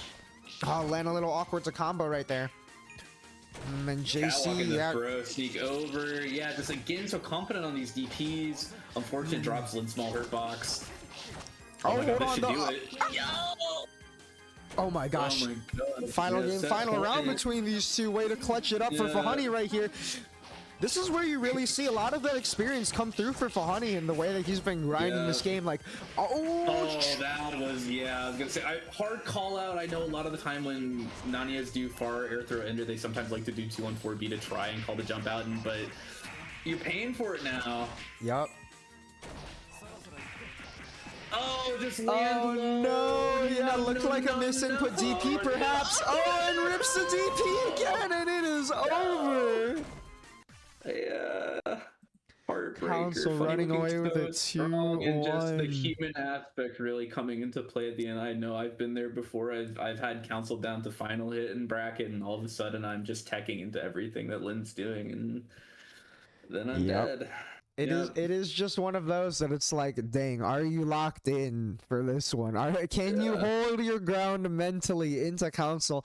And Fahani did have it on offense for so much of that set until right at the end, right there, the defensive option. It was right after going for the hard call, which, you know what, is respectable. Sometimes when a hit like that connects, if going for that 2-1-4, if that hits, you get a lot of momentum, right? More than just the conversion right there. It's like, oh, this is a player who might really send it. And with Fahani keeping Council honest on defense the way he did before, that's the kind of player that does kind of send a message, right? You're testing someone on how much they're going to respect the possibility that you might do it, and turns out Council just shows to respect, right? Like, that is the only thing you have to watch for Nania at that range. You can otherwise do something. You can jump, you can try to set the cat, take advantage of all that space, and Council just respected. So, props to him for holding his ground. Absolutely. Up next, though, Skeleton versus Inf20. This is the strongest in North America against the one who knows no fear. Talk about mental fortitude. Inf20 cannot be phased. And actually, fun thing about this matchup too is it historically has done really well into Skeleton. We got the Whisk shoutouts team carried. Looking for the Eleanor shoutout, got the wrong color. It's 36, unfortunately. But we are synced up and ready to go.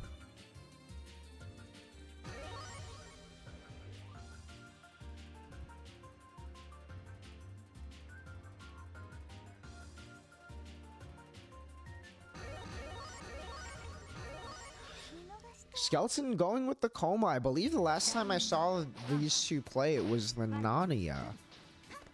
Skelly had done pretty well. Ooh, nice preemptive JC by Inf right there. Skelly, you can't be teching like that. Yep.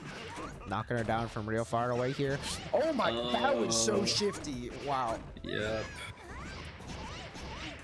Same side high gets everyone. No matter who you are, everyone is the same when defending Satsuki Oki here. Yeah, and oh my god, yeah, again, but yeah, tech or no tech. Yeah, nice reduces, but even coma health might not be enough, but yeah, employing to save it, and oh my god, 40-second perfect.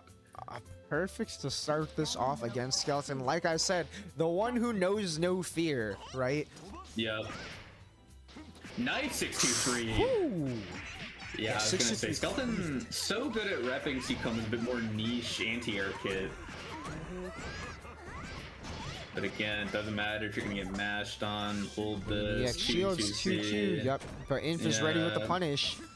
Yeah, I was gonna say, but thankfully, Satsuki doesn't get too much off of it. Ooh, snuck underneath, but the 2A is not going to be close enough. Nice little OTG string here. And you know Skelly's got these. Holy, that was like 1,500 tech on there, if not more. Gonna say, that's why she's the best. Yep. So picking good options, avoiding the sweeping hit of that 2C. Nice little air tech, dash under. Oh, doesn't catch the tech out though. So primed for it, but yeah, Kumban's not fast or active enough to catch that. Yeah, nice EX shield. 2TC?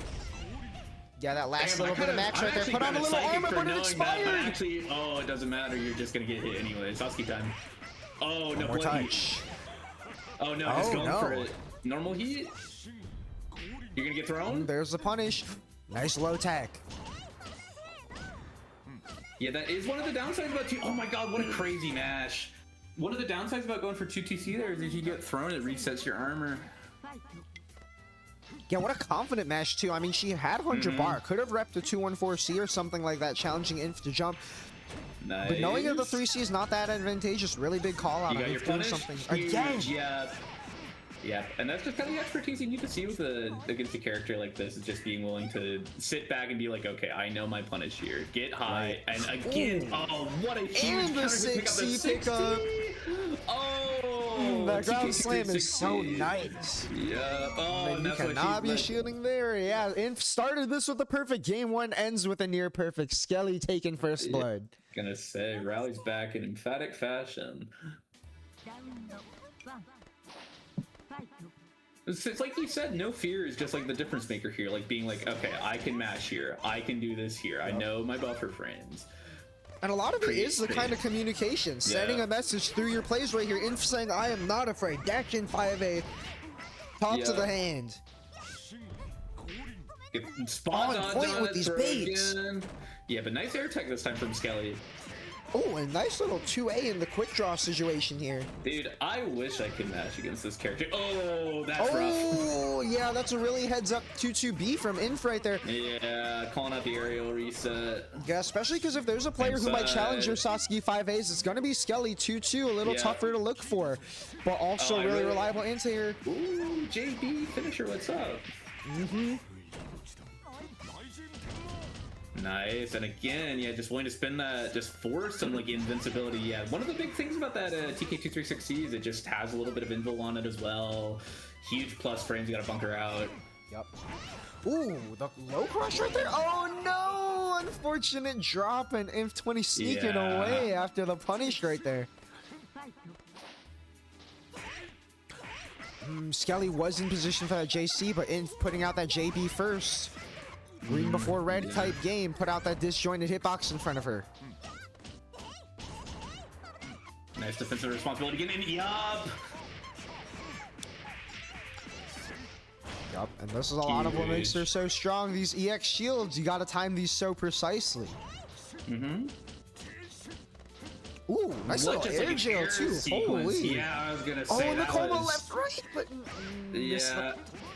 I just love these 623Cs. Just stick that shit out there. Yep. Super re-jump. So consistent with it too. Yeah, and Inf's just holding 5 on wake up. Yeah, and the 6 2 Oh my 3 A, god, like, no! Oh my god, yeah, barely the spacing where 5 won't catch the tech. Did you see that for a sec? Didn't even go for full charge, and Skelly still having time to flash, blocking 4. What's it gonna be? Spot dodge heat? oh, and the 2 2. Oh! Oh, there's Inf was Skelly. looking for the heat right there. He likes that OS with dodge against heat. Do something.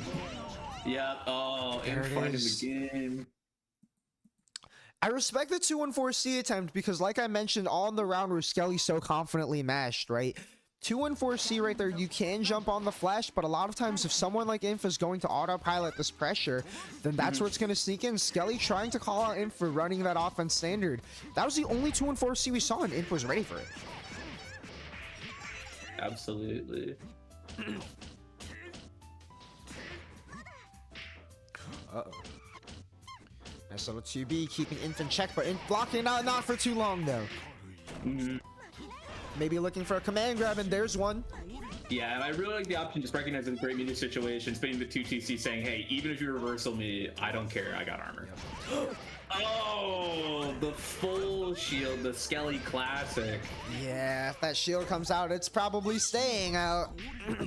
Yep. And honestly, I think the willingness just to do the 2TC, nice, and say, like, nice for Dukes, by the way, to just like be like, I don't care if I'm gonna get thrown here, I can air tech this, and I know that that situation is favorable compared to dealing with Satsuki Nyx that's gonna lead to 5k. Yep.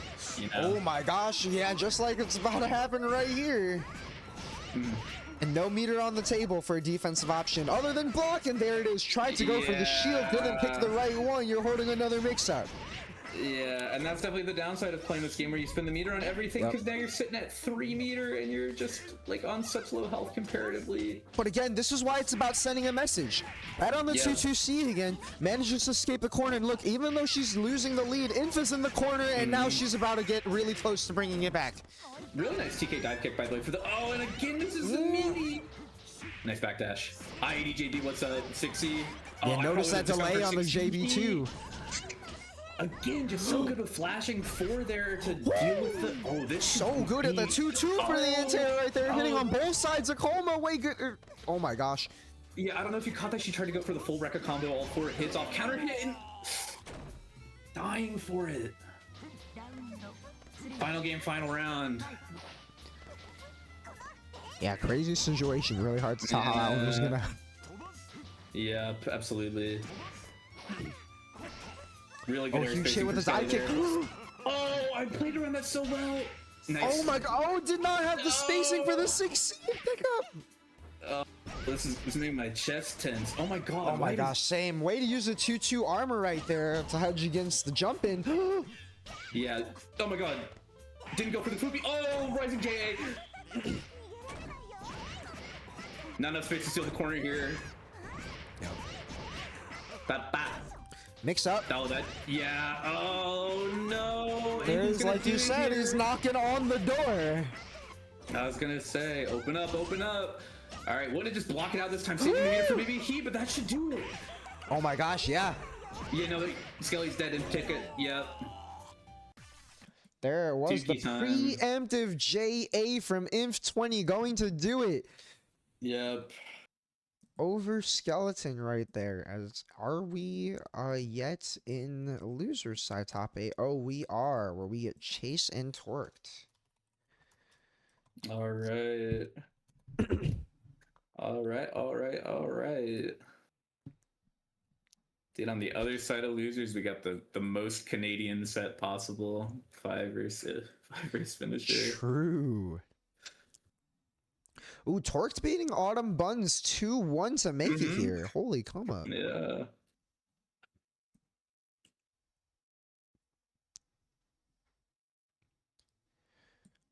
Yeah, this is where you're definitely seeing a little change in the generations of Melty Blood right here. Like, Autumn Buns was part of the group of rising stars right before Climax of Night, as mentioned through the Melt Your Blood series.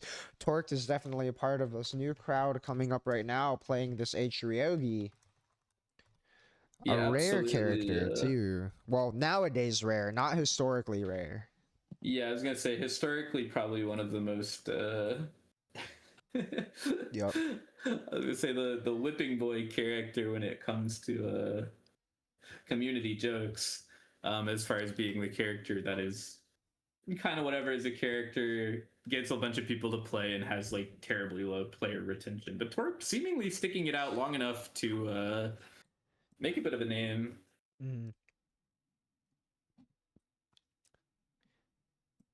Yeah, I mean, like, the reason why you see her very rarely stuck with is because this is a character who, like, takes a lot of commitment, right? She does get to put you in jail, but she is also kind of a mid-dispenser. She's not putting on the mix-ups on you on hit, nor on block. Like, she can maybe get the roll mix sometimes, but there's not a whole lot to look for except for plus frames, and you can start to EX guard those out. Her neutral is, like, she's got buttons, she's got the knife toss, but, like, so much of getting to leverage the knife toss is you move and you get to catch the knife, and it looks so cool, and that's a lot of why she's so popular. Yeah, it's a character like, I mean, people like the K&K movies, like, sorry, I got distracted by something. Finish your 5,000 cent. People like the Karno Kyokai movies. You know, they find Ryogi a very flashy character. You know, she's animated really well in this. She got cool voice lines. It just kind of naturally draws people to that, and then they go to that page and see like, this is the cool moon that's hard to play, and everyone's like, oh shit, I can play her. And you know what? I respect it. Torque from day one has stuck with the H-Ryo. You ground out the combos, has been really showing it. Repping GBM right here also. The Ryogi player. Showing the power of being committed to your character. Soft drinks. On the classic FVC on shout out. Last time they were playing, it was actually the HR. Yeah, I was gonna say HR in the TNS. Gaku shout out incoming. Yep. All right, you don't have to. Yep. I know these Swamp Sports kids. I know what they're about. Facts.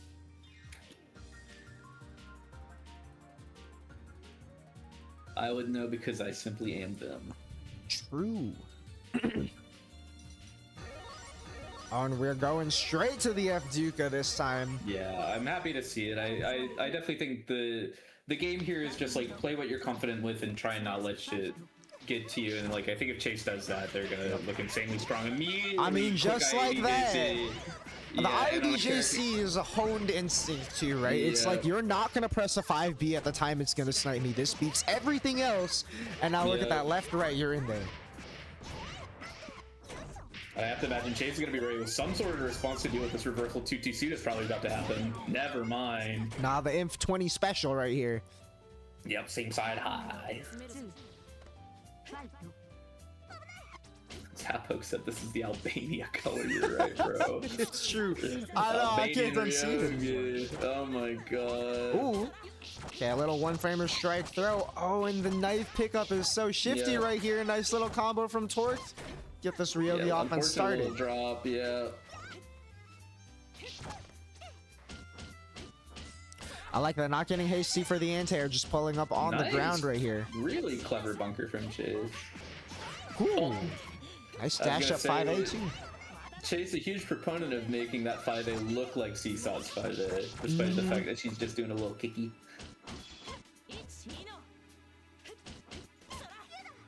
One. Nice little patient pressure from Torque right there, being like, are you really gonna block this out? Okay. There it is, a strike throw. The 1, 2, 3. Everyone changes it up on the third time, and so does Torque right here. Not getting the good sweeping hit that you want out of 2C. Yeah, generally right read. Torque did in fact jump, but not quite where you thought. Oh my gosh. Yep, Zappoke would call that unblockable. Gap only. Yep. Meter for plus frames right here. Gonna say. Oh, just getting caught by the overhead. So Chase did not a good meter situation here, but that's, oh, what a shield from Torque actually. Yep. Will this kill the full combo? I don't think so. Oh yeah, no, it won't. Oh, nice block on the overhead. Yep, and honestly, I mean, Chase gets one mix here. Oh, wake up shield. And the stain shield too. Yeah, I was gonna say these chain kids like stain shield.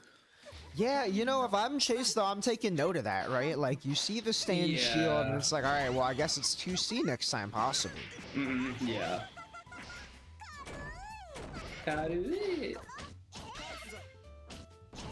Yeah, sneaking under the bunker again.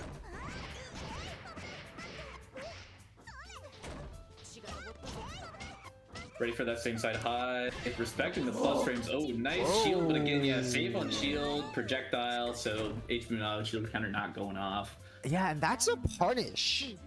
One of the tough things about playing Ryogi into Satsuki is that 5-frame 2C gonna be really good at punishing Ryogi in a lot of spots where she otherwise gets to get away. Oh my god, that would have been crazy. Oh, you're close. Oh my god, you should Oh my gosh, it somehow whiffed? Are you a cat, bro? 9 lives? Might be jumping out like that too, just barely escaping the JC, but not this one. Oh my god, yeah, alright. Fair enough, yeah. When you play this character long enough and you know your drop points, you also know your gap points. When I played FCOMA for like 600 games, that was long enough for me to be like, I'm gonna drop this shit here, and people are gonna air attack. That match was also like, hold on, like you blinked and you missed it. That was the fastest run back game I've seen. It was. The matches were Chase blocking for 80 seconds and then Torque getting hit for 30, and both of those were a game. Nice blocks. Yep. And again, we're playing that defensive game here. Yeah, just out of knife range. Nice shield, yeah. yep. And this is why Chase is blocking. It's not just a blind hold down back. You're watching for these reset patterns. Yeah. Catching this backdash right here. Yeah. This is why in the JG video he talks about doing IAD back instead. Is like, backdash will get you away from the hit for now, but it gives up so many frames and you get chased down and look, you got cornered off of that situation, and it's just tough once you're there. Really love that Chase implemented that little super double jump J8 forward drift before doing the air dash back, just to make it look ever the more convincing to go cross up low, you know? Yup. One of those shifty little nuances you get from Mastery.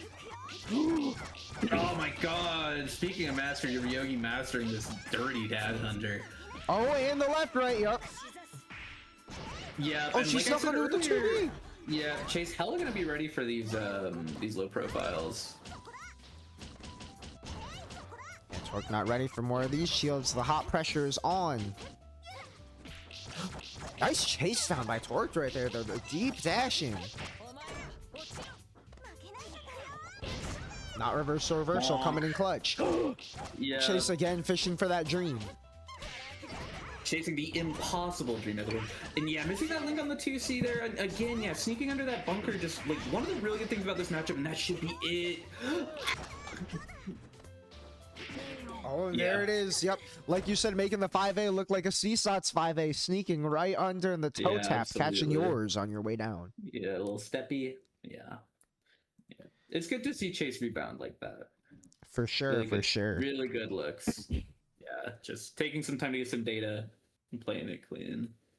And then, yeah, up next, like I said, Fiverr's Finisher is a set that I'm interested to see, because similarly to, I think, the CSOT's F-Ryogi matchup, where they kind of just have this situation where like Ryogi will like box them out quite well, but if they just find an opportunity, Ryogi just like has her data deleted from the game.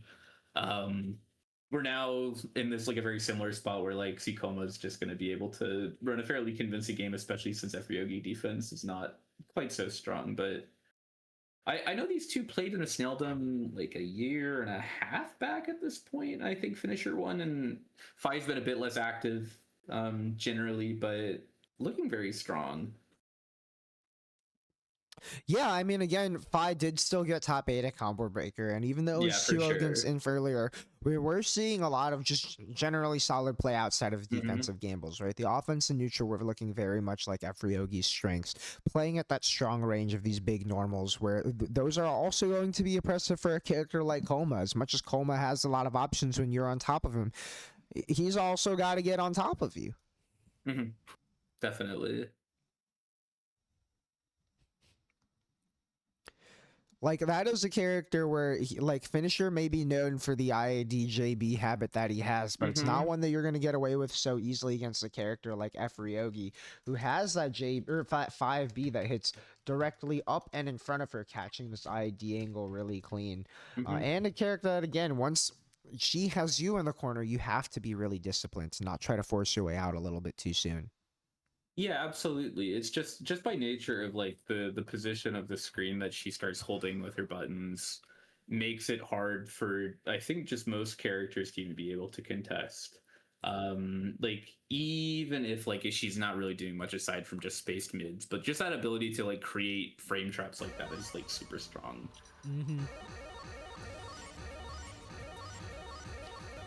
Finisher mashing outcome. That's Athena mashing outcome. That's really funny. Awesome. The fear tactics. Using finding Pokemon tactics to scare finisher. That's probably the funniest thing ever. Gotta strike hard fear into the heart of finisher before the sight. Mental warfare has begun. Oh my god. Finisher just probably got like war flashbacks. He's terrified. Oh, immediately falling JB. And oh my god, just the consistency on these EX cards is terrifying. For real. Oh my gosh, yeah, she's locked in. Oh, nice shield counter all the way through that. Ninos. Nice. Bunker just not wanting to deal with the pressure. Yeah, and one of those. Ooh, nice little 5A potential guard break.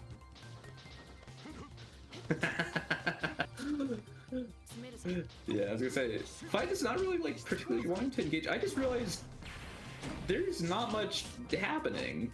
Their healths are right? really, they're really just kind of chilling. Just a couple. Oh my gosh, and yeah, you can't bunker that too soon right there. If you want to bunker out, you have to bunker out on the second hit of that J236C, and look at that Ryogi, not too much health. You're gonna hurt from that one. Yeah, and that's what we were talking about earlier, where it's just like, if you make those like small, like marginal mistakes into like something like C Komar finishers, the playstyle just in general is just what a dash under. Yep.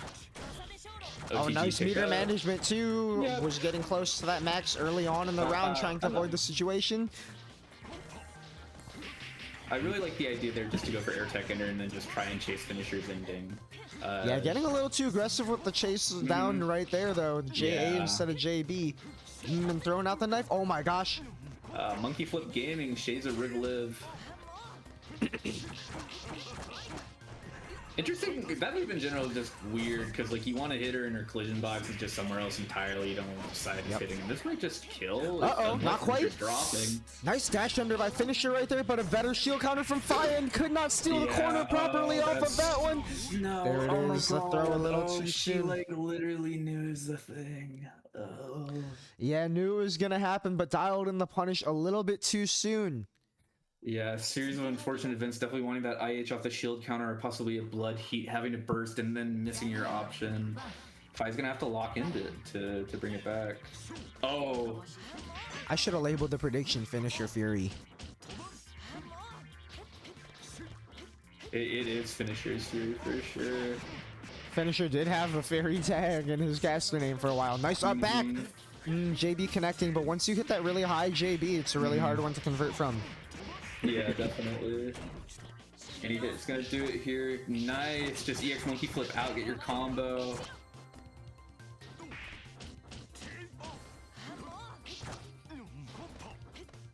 I really like the idea to just kind of like space carefully around the dive kick. Just people get what an insane knife confirm. Oh my gosh, yeah, and stole the mid screen off of that. Five still needs one more hit to make this one work. Swinging a little early here, though. Neko tech, chicken blocking. Yeah, that's one of those things I was mentioning. Just being willing to chicken block finisher. Bop. Hard knockdown does hit the link. That's a tough one too. Oh, and you're not getting away with this so easily. Yeah, playing a lot more clean already. Just. Yeah, looks like she regained some of that composure. We're just like kind of getting a little over aggressive in the last one. Just got to slow it down, take advantage of the strengths that Ryogi has in this matchup. Just like this, playing at this range, making it hard to tell if you can gamble out. Nice reaction.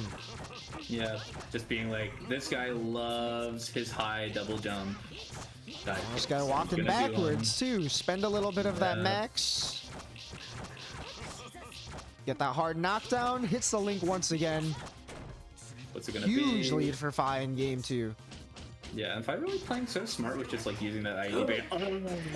Yeah, rising button in a bad spot. Nice reduces. Oh my gosh. Really high reduced success rate. Oh, and the rare 2-360. Yeah. Finisher might have been already getting mentally primed to punish a 2-1-4 instead. He just, dude, what kind of stones do you have to not burst there? Like, what? He was at no, that's a hit grab. That's a hit grab. Oh, it is? Yes. Oh. Nice shield. The 5BB habit, especially if she was watching the sets before that. Finisher loves doing that 5BB on pressure. Props to Finisher Ascended. I thought he was just genuinely insane. I was like, I love these. There's a lot of really sleeper moves like that. Like mech arc drive. Really? Yep. Huh. Did you know that mech arc drive takes away your bursts? That's really Ask funny. me how I learned. You can probably figure it out. Oh, unfortunately, 5 figuring out a little bit. Yep. These Coma Dash 5A is a little bit smothering right here. You can't be too eager to press in this matchup. Yeah, that's one of Finisher's, one of the things he struggled with is just hitting that, yeah, I see you, Swamp. Struggling with him hitting that TK2360 route, sometimes getting 623C, but finding his way on set point regardless.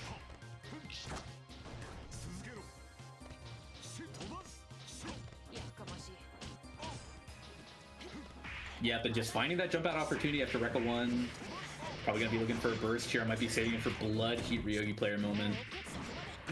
Alright, yeah. I have to imagine ripping probably buffering wake up heat and just didn't get it because the E macro incident. Still got it right there, and catching Finisher doing something on wake up.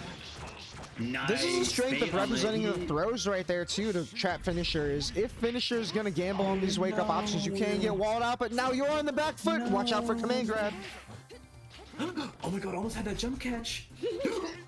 Oh my god. Really clutch backdash. Oh my god, clutch knife toss. This is gonna kill it. It's gonna be real close. Yeah, oh my gosh. Just go for the easy shit. Yep. Dude, keeping it real simple. Burn that meter too. When Finisher misinput that command dash, I was like, oh my god, what's happening? I thought that was on purpose, honestly. Mm-hmm. Because especially at that range, if Ryogi can't press the button, you're gonna armor through. Okay, I think maybe someone else would. I've never seen Finisher ever use command dash. Oh my god, Ryogi air button moment. Ooh, Rekka Nice 2 chasing catch. down Finisher's backdash right there. Oh my god, yeah. Nice air dash over the buttons. Ooh, but defensive JB from Finisher. What's it gonna be? Yep, just hold the command grab. Be ready for the IDGB. Yep. Nice way to just jump out, not overcommit on your escape right there. Finisher playing real aggressive, but that is minus 5 off of the EX Guard 2. Best character in the game. You've got to watch out. Fear in the heart of Finisher. And Alpha fear-mongering wins out. I was gonna say the boogeyman tactics, Fi takes it. Getting flashbacks to the Finisher before the match started right there. Mm-hmm. Oops. And now we go back to the other set. You know what's crazy about the next set that we have? This is for 5th place right now. Yeah, that is something that I find rather We are crazy. about to have Skeleton and Chase both getting sent down here a little early. Yeah, I was gonna say this was losers finals. No, was this Grands of episode? I think so. Yeah, I think this was grand finals of each episode last year.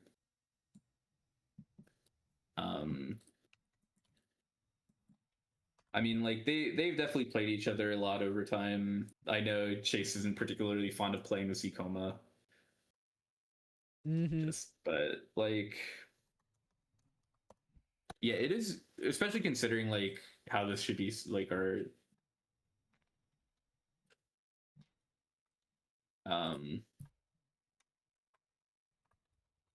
just like where it was seated or like what would have been expected. This probably would have been like a winners finals or a losers finals or grands situation. But hearing that we may in fact not be having this match, So Yeah, we're trying to figure it out. Yeah.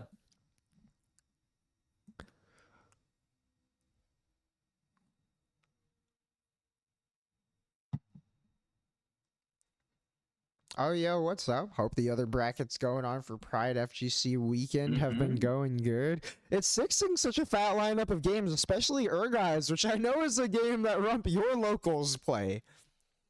My locals are special because I don't even know if I can claim them as my locals. I've gone there. I haven't been there in a bit, but Chrono Sanaki putting in a bit of extra time when it comes to making everyone at least try Kusoge. Whoa, they're there. True, shout outs, and yeah, Lumino is going on as well. It looks like Digimon Rumble Arena, Street Fighter 6 Dude. happening at the same time right now. Who called finisher IEDJBTQ plus? IEDJBTQ plus is crazy. Bro, no. Who said that? Who said that? I need to know. Happy Pride Month, everybody. Oh man. That's so funny. There's a potential Warachi on top 8 Pico depending on what Skeleton picks. Chase making my stomach hurt by spinning the moon wheel. Spin the wheel. We land on the Satuki. On the Full Moon Edition.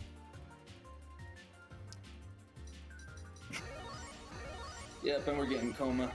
Alright.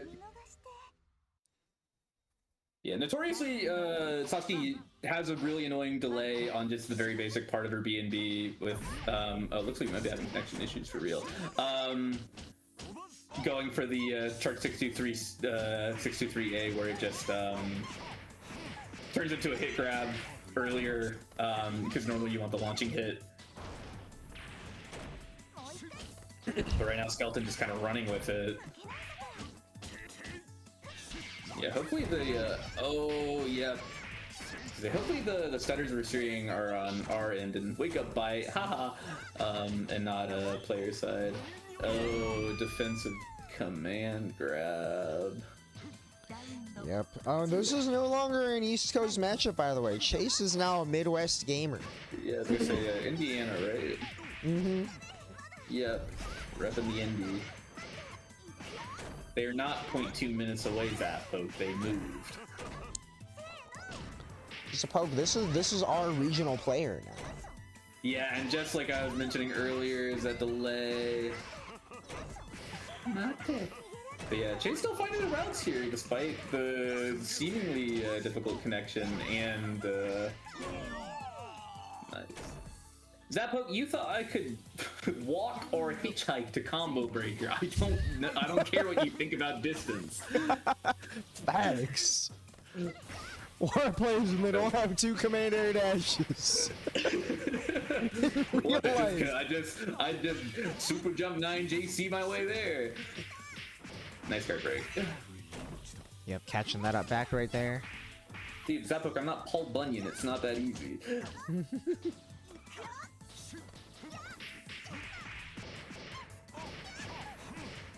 Full Rekka combo, gonna do a good chunk of damage. Inf 20 wake up. Will meter charge. Jensen Smash saying connection test, possibly. Going to CSS. We might be playing on Nanu's router. That was game 1 to Skelly. Oh, what do we... Are we getting the H Necro? Going random. No, we're getting the CR. What a crazy pull.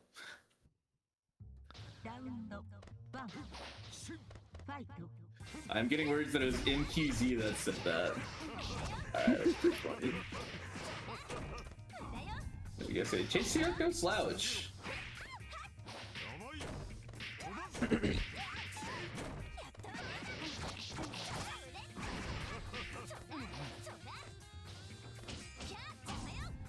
True, Chase CR was pretty clean.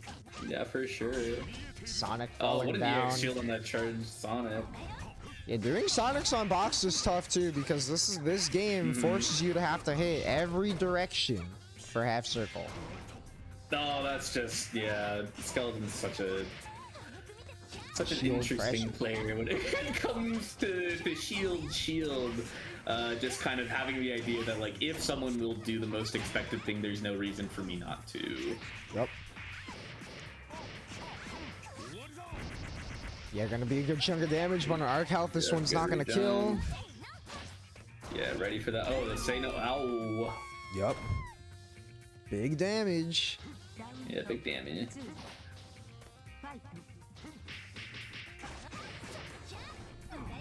Thank you, finisher, for plugging the Measurino. Yeah. Shout out. The one I said earlier was LGBTQC+ for Canadian. Ooh, nice little nice, JC actually, over the dome. yeah. Okay, slipping behind a little bit. Yeah, using a little Sonic for movement there. Yep, and JB sneaking Yeah, in. that's good. 2C60 confirm. Oh, backdash catch. Bop. And again, just playing that disrespectful. This should kill. Yep, that's it. Yep, there it is. Skelly Yep. 2-0. Yep, Skelly moving on. And we are getting a combo breaker run back, actually. Oh, this was a combo breaker run back? This was a top 8 qualifier. Oh, for lose. Oh my gosh, you're right. This was a last second one where Fahani, the nerves got to him a little bit at the end. Had a couple really good hits and did not convert off of them, whereas Fi, on the other hand, much more stable. Yeah, I mean, she had the 2A reduce into conversion, which was really the plays that kind of made the difference at the end right there.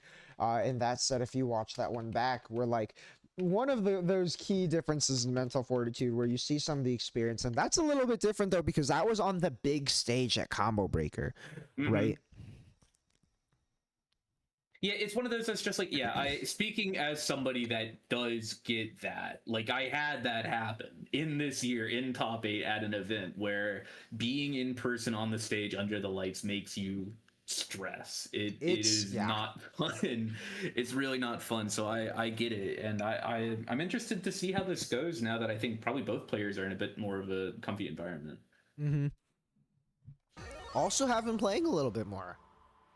Yeah, absolutely. Fi definitely been playing more. Funny been looking, looking solid.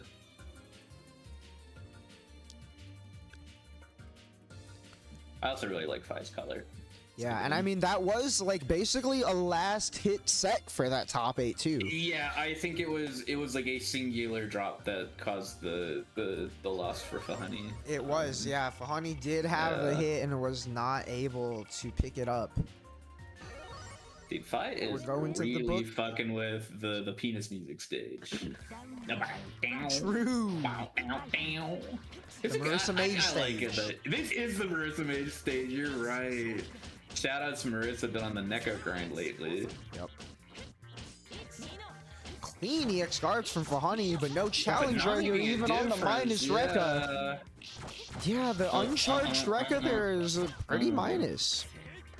Yeah, just immediately, like, casually walking back, being like, you're gonna GG.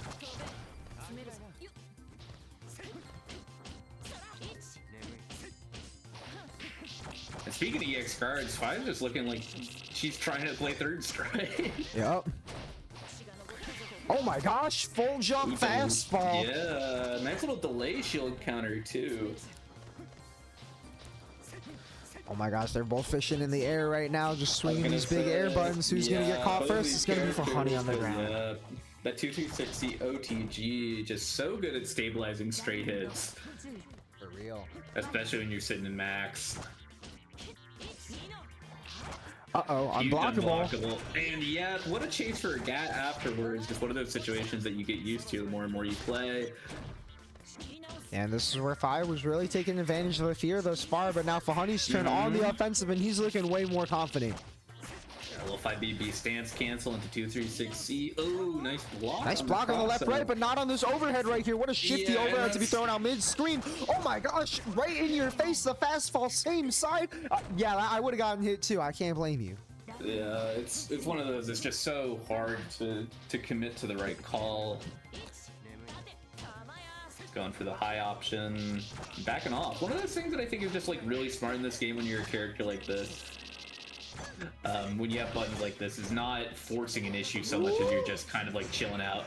Oh, trying to bait the burst, and now you've activated the forbidden one. Yep. Uh-oh. Don't swing. Oh my gosh, I saw that 2C and I held my breath. Oh my god! Don't do it! Yeah, no, Fahani is in there. Fahani is like, oh, you're testing me.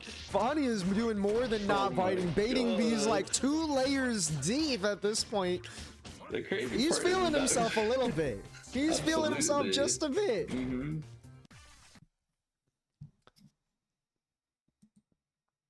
Nothing funny about that one. Oh my god, absolutely ran away with that. It almost felt like the blood he came out and Funny was like, oh, you think you got me.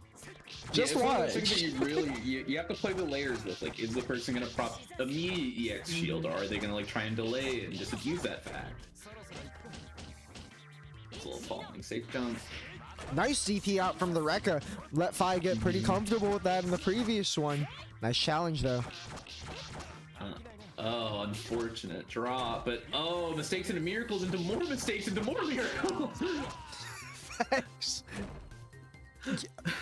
Yeah, I mean, on miracles, I don't even know what happened there. I'm like, oh, we're getting hit, we're getting hit. I got, yep. It was hit into drop into hit into drop. Nice GX card and the DP and like through you were the Rekka. saying, yeah, the awareness on DP to go through Rekka like that, and oh, monkey slash cornering herself. Oh, safe DP keeping you honest. Nice IAD. Yeah, I was gonna say, bit too slow after the 2A. Despite being a 2A not self-cancelable, huge with recovery. Yeah, I mean, DP gonna be a really sick choice right there too. Uh-oh. Good punish from Fi, but oh, unfortunate drop on the Rekka. DP again challenging Fi on this offense that she got so comfortable with in the previous one. One more touch, and there it is, the 5C keeping you honest just like you did to Council earlier. Set point for the boy.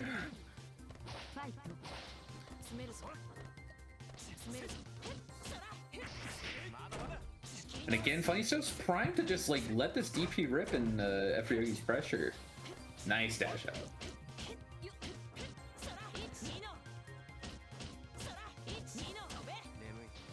Oh my god, the guard bar now. Oh, but Jet spacing right above that stand 5B. Oh, nice hard knockdown. Oh my gosh, command grab blowing up the shield for Honey with so much momentum behind him right now. Yep, baiting the shield. Jump cancel block on the shield counter. Yeah, looking real confident in this offense. Notice the patience from Fahani too, and the 2A sliding in, going to take it. Yep. Yeah, really good stuff from Fahani. Just looking at so much confidence this time. Yep. Yeah, really just ran that one entirely, and we are going to get a hilarious set up next. the one in winners finals. Yes.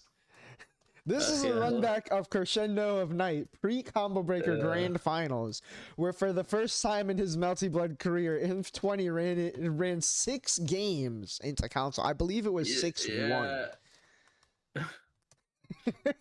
Yeah, it was a set that I gotta be honest, it was a set that was so crazy that after that bracket, I spent 2 hours wrapped in conversations with people asking me about CSOC. There was a lot going on that bracket night. Yeah, I'm not even exaggerating. It was 2 hours of CSOC conversation. There was a CSOC player who had a crisis about this game after that bracket from playing the same character. Zappo's saying I'm getting PTSD from this one. The person that got 3rd in that bracket was me.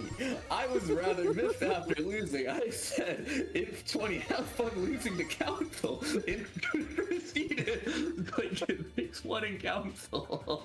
Oh, we got the Fang shout out. Yeah, Fang shout outs, Chase shouts out. Shout out Fang Lane's dad. Shout out Monta. I believe that slash Moai. Moai. Oh, and the Anami stage.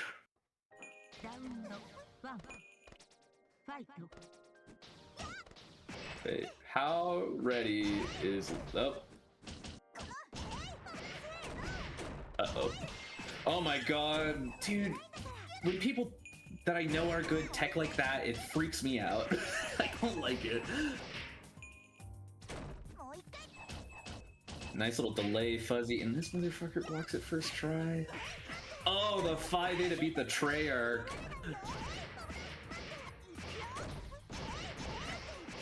Mid-screen 3-way. Have it your way. Yeah, catwalk under the Sandori. Too slow.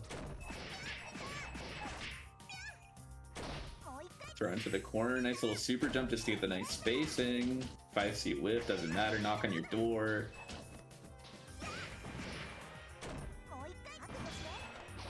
Oh, that was almost such a good bait. Single rondo, not willing to press the matter more, knowing that Inf is probably buffering any sort of normal. You know, this is like the longest I've ever seen someone go against Seesaws. This kind of happens where if you're not trying to force the issue, the round just tends to go on and on and on. But now, any hit away. Yeah. Oh, guard broken into a reset. Yeah, classic Satsuki maneuver, especially against H-moves, where like you can press the 2C pretty freely into H-moves. They're not going to EX guard and push you out. You might be able to just do it again after your minors. But you can't be doing it right there while Len is flying over your head.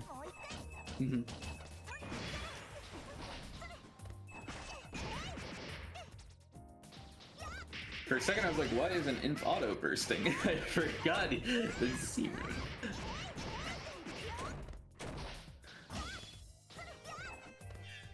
Oh my god, such a scary debut whip from Council. Nice little throw pick. Yeah, just a quick air throw ender. Oh my gosh, is that OTG right there? It does. Oh, just getting blown up for it. You greedy man. Take your 5B and be happy, please, or else nothing's gonna happen. It's gonna happen. Council, please. Yeah, do be mindful of what you say in chat today, but Nico will scroll anything you say across the screen. It's true. It randomly pulls messages every few messages. Shoutouts finisher. Shoutouts finisher. He's maximizing his odds of being on the stream. F5K. The F5K, he said, I'm not gonna get to play on stream. I'm already out. I might as well post as much, so it shows up anyway. Yeah, he didn't shield that. No, you can't call him that. Oh, brother. Oh, nice. Oh, just the walk forward J9 pressure. This time ready for it, but missing the 4B.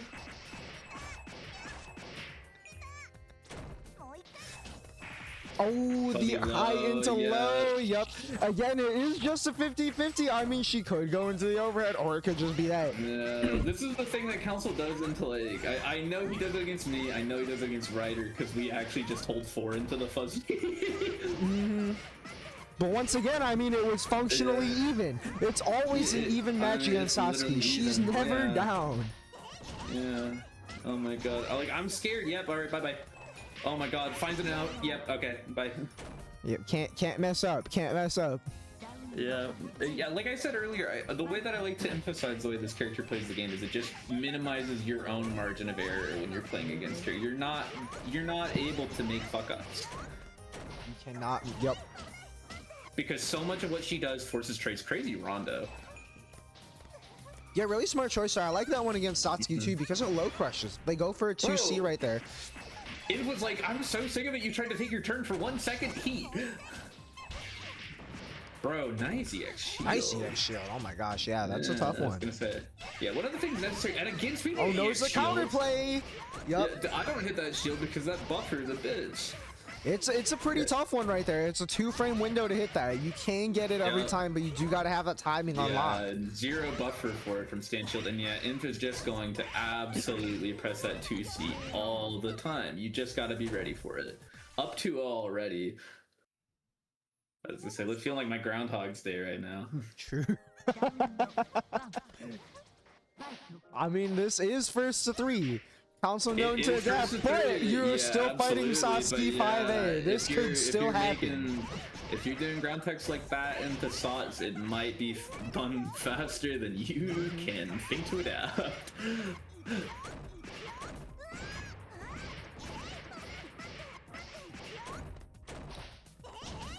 Nice block on the empty low. And again, yeah, just run a. That is the thing about Len JC is as much as it hits really deep and covers a lot of space, it is 11 frames and not that disjoint. Yep. You can still get hit by a 5A for sure. Yeah, you really like to see representing that 5A. I do it on Euro a lot. It doesn't even have to do the most disjointed 5A to beat it out. You just have to be ready for it. Gonna get good damage here. I got tears welling up in my eyes. It's like watching my dad get beat up in a boxing match. Ooh. Nice. Almost, yep, sitting there on heat. Oh no! Mistimed it right there! Dude, I don't like C-Moon one stinking bit. He just made it. Alright, cat is out, yep. Nice job for Inf though. Nice. Yeah, watching out for the cat, but notice how console noticed that Inf was just gonna hold back and watch out, and now you're in there. And now you're on a different blender. Yeah, I love the late JC land throw.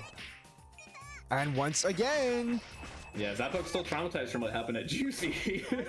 That was beat by Inf there too. Right. Council taking around finally. The one time you'll ever see Zappoke say anything nice about a Len player. He's gonna spray for Council and it's because he's fighting C-Sauce.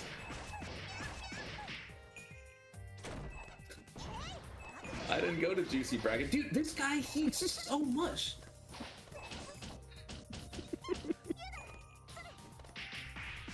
Oh, nice little spacing for the 5A.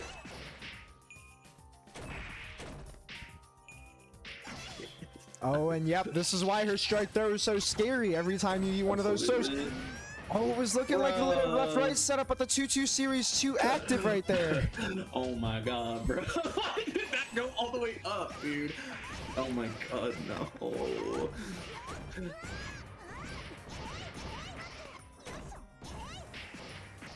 Hey guys, be on good behavior in chat, will ya? Nice, nice, low J2C, and Council gets a game. Yep. Way to use the normal really early too, like especially one that lets you control your own movement like that. Didn't even have to do it there, but just stops the jump a little early, stay out of range of the vacuum hands. Mm-hmm.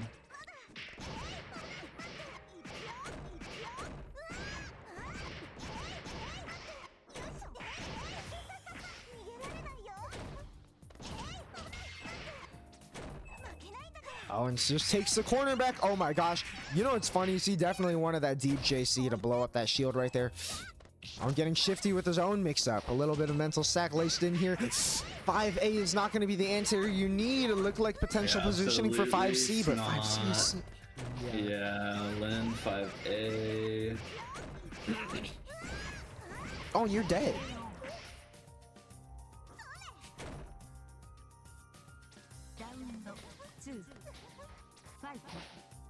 Yeah, that's like the story of C-Sauce is, oh, you're dead. Yep. She's bouncing you off the ground, for sure. Yeah, C-Sauce in a Knicks jersey. True. Nice! Lockable. And is the cat going to be there? Not quite, but there it is. No. Fuzzy setup right here. Inf not gambling on one of the reversals to beat that super jump 9 right there. Dude. Ah! I got scared in real life. For real, right? Oh my gosh, you blocked that? Yup. Oh, JA, no lift cancel, no problem. Uh-oh, same side overhead. Oh, I know, I think you might lose this one. No, you're, bro, oh my gosh, yeah, never mind. My bad, my bad. My bad. Crescent Moon Satuki does it once again. Who could have seen this one coming? Now we got real games back on deck though.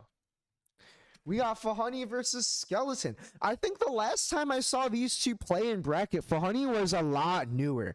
And I'm talking like, you know, when you look at a bracket, right? The first person who gets sent to their death to play the first seed in round 2 is someone who's rewarded, punished for doing well, in a sense, as someone who will be in that middle of the pack, someone who's come up over the people who are newer to the game, people who are just starting off, people who have struggled a little bit. You're starting to get your wins. You're not at that high level yet. You're right in the middle of the pack. And what is your reward? You win one set and you play into Skeleton. You win one set and you play into one of the best to ever do it. It's just how it goes. Yeah, but I do remember what you were saying. I feel like it was a midweek, like a year ago at this point. Right? But Funny got like a game off Skeleton, and I was like, whoa. Mm-hmm. And it's like, it's one of the, like, I'm not someone that likes to put too much stock in first to two at all, because I think anything can happen. Like brackets, like shit can just happen. But I do like it. Skeleton is a very good player, so getting a game is impressive. But I mean, we also saw Fani get a game off of Council earlier, and this is a player that we've watched get better and better and better results. And into Fi just a minute ago was a lot of confidence, and there it is for Pico, who was asking earlier. There is a Wallachia out here. Yeah. Oh my god, and Skelawara is an absolute treat. One of my favorites to fight. Yes, one of my favorites to fight and watch. I think I've seldom felt more helpless in this game ever than fighting specifically Skeleton Siwara. Like she interprets the character in a way that I think really best fits him in playing. You know, she will tell you he's a zoner, right? Big normals, really good at playing keep away, and one of those characters can really make you feel so helpless. I've played this matchup mostly from the Wara perspective, and Nania definitely has the tools to hit Wara, but look at the way Skeleton's getting shifty with it already, just dancing around for Honey, finds a sneaky hit. So trying to go for that air dash link and just going for an under. Oh, nice dash under. And, missing some of these air dash links, uncharacteristic. Yeah, apparently they're. I think she said one time that they're like a 2-frame link or something. It's a really tough one to actually get off. Yeah. Possibly just warmed up doing a little Loaki or something, but yeah. Whoa! Okay, getting a little cute with it. Safe heat. Nope. Yeah, you're cooked for that. Yeah, definitely miss input. Yep. Unfortunate right there, and you will pay for it. Yeah, believing the air kato to kill as well, not even going for any sort of spinner. Now going into max, and yeah, Skelly just one of the more unique parts about the Suwara playing this constant air attack game is you are just constantly cycling into max mode, so you can just be completely belligerent with stuff like Warp Summon. Oh, catching the jump a little bit, yeah. Man versus man, summon the Nania to fight the Nania. And yeah, this corner situation is where Siwara is just particularly so strong that charge fight, seeing those drills just lock down every character. And just like I said, there's the Warp Summon, and yep, extra plus frames, take full advantage of that max mode while it's a 150-meter option. Doesn't matter in max. Yeah. And look at that guard crush to close that game. Broken Zapok, did you see that? Zapok, look. And you know what's funny is this is just one of those situations where you look at the situation, it's like, yeah, what could Honey do? Yeah, it's Siwara is positioned perfectly below you to press 2B to hit the disc joint, you know? But speaking of strong aerial buttons, JC. Good mix.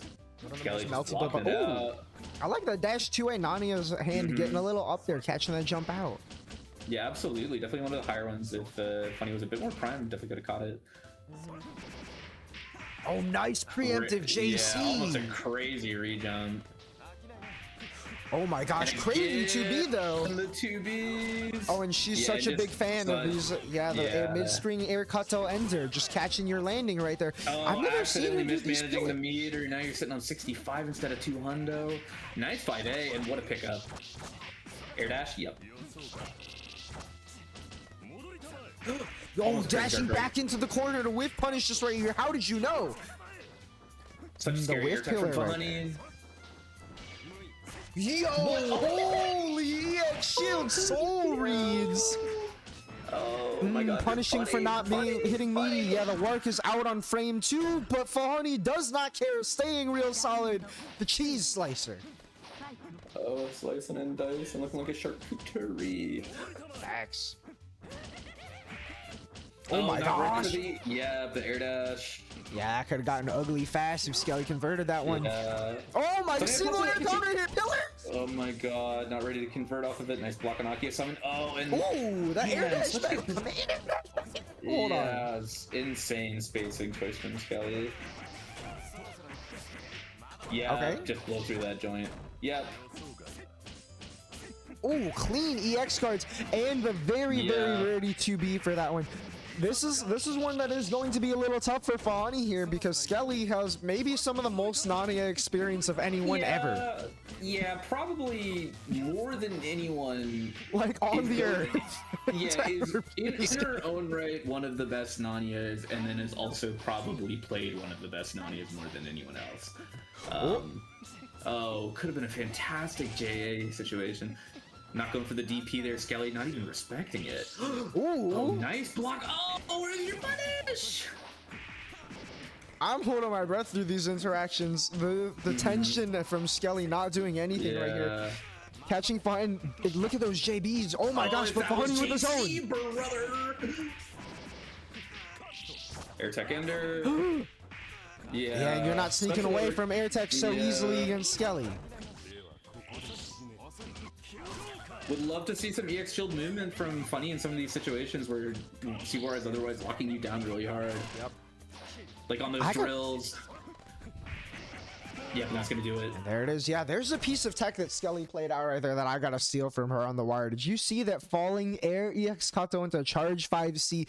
The way to layer the fear on there, right? Like you're falling, you're putting them in a pretty tough situation where like you're blocking from so far away. Because it's a projectile and Wara is so spaced out, you can maybe think that you might be able to move, but it's not really so simple. And this is the first time. The illusion of choice. Yep.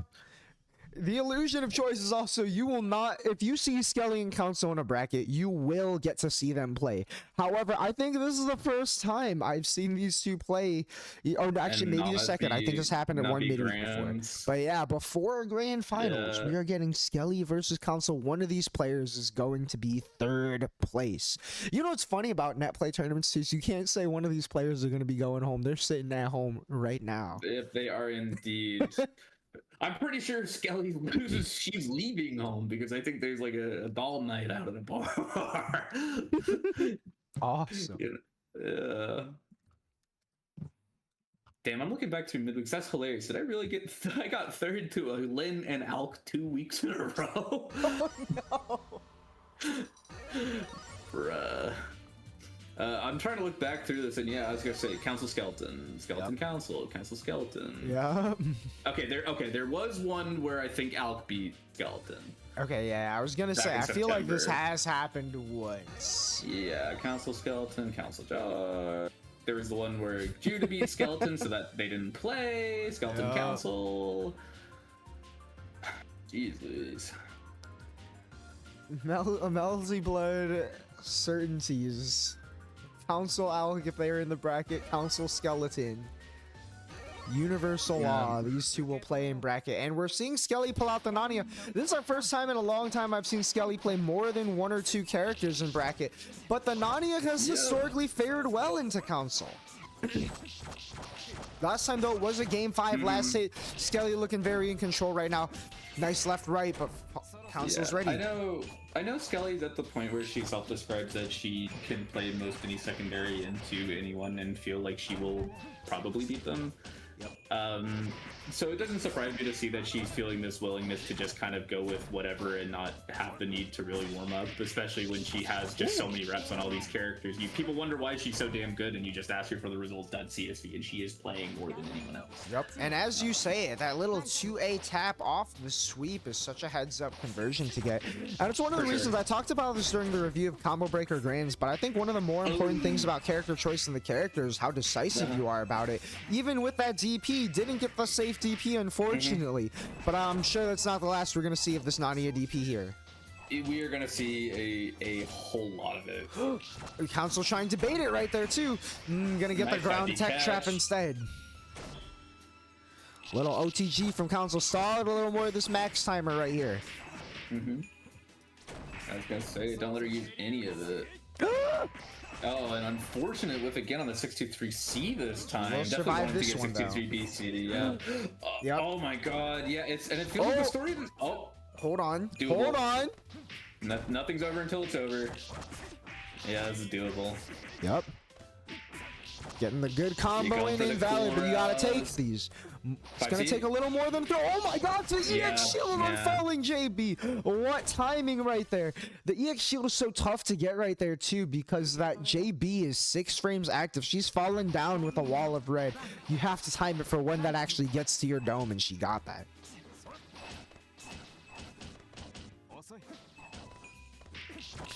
Oh, I don't think he wanted that backdash in the corner. Nice punish from Skelly, though.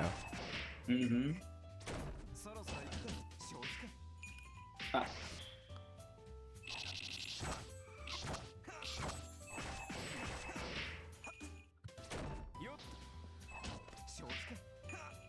And again, Council just loves doing that deep dash late throw, and it's so ballsy, especially in the character that not a character. I mean, Skeleton is a character, but a player like Skeleton that's just so willing to like fuzzy mash or DP or jump or whatnot.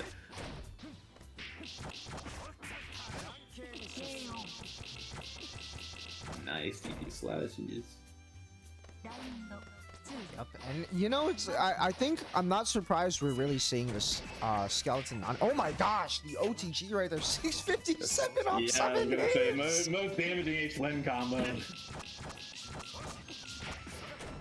Nice. Yeah, look how well Nania with the knife. Like, it's a knife, not a whole sword, but it functionally feels a little bit like a sword. The way he's sticking that hitbox way out there, and Skelly putting it way to use right here. Wide JB coming in second heat clipping Council. Yeah, just looking so damn confident. Ow! Tricky. Very fast 2 games. Yeah, and once again, the Nania has historically done well against Council. The last time that you saw this matchup, it was a last hit situation. I think that's the only time it's been that close. Yep. Yeah, just balling in right into the collision cat, not a care in the world. And like we talked about, I think we talked about earlier just how much confidence matters in this game, and I think Skelly's just playing this matchup with such confidence and decisiveness in all of her actions. Like that EX shield immediately. As you say, and not only that, but after the drop, nice controlled movements until this little scramble. Nice little pickup from Council, but I think, conversely, I think Nadia is just one of those characters. Skeleton said it herself after I had a difficult set with her earlier in the week, that Nadia is really good at just instilling a sense of lack of confidence in your play. And I mean, when it can be one of 8 things, you know? How can you be so confident? Yeah, it's like you have to deal with these wake up options, both on your own wake up and his, and it's like, bullshit. Alright, catwalk up was kind of baller. I like that.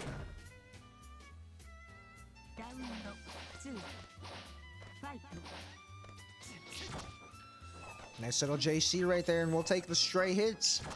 Can't convert all of them. I was gonna say, nice. So ready with the 5A on the Black Cat.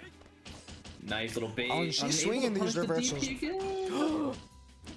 Tough miss on the tech trap right there. Oh, nice bait on the H-Moon burst and counter hit. Council tried something off of that one. You dirty dog. You know you can't do that. Nice block on the left, right. Re-jump. Gonna do it. 3-0 point right here. We're in there. She's feeling herself a little there. Anytime you see a Nania just fast fall like that pre-round, it's like, oh, you know. Oh yeah, they start spinning. Yeah, they're locked in. They're having fun. Facts, actually. EX shield on the neck. Oh, she is locked in. Really good look. Left, right, same side. Of course it was.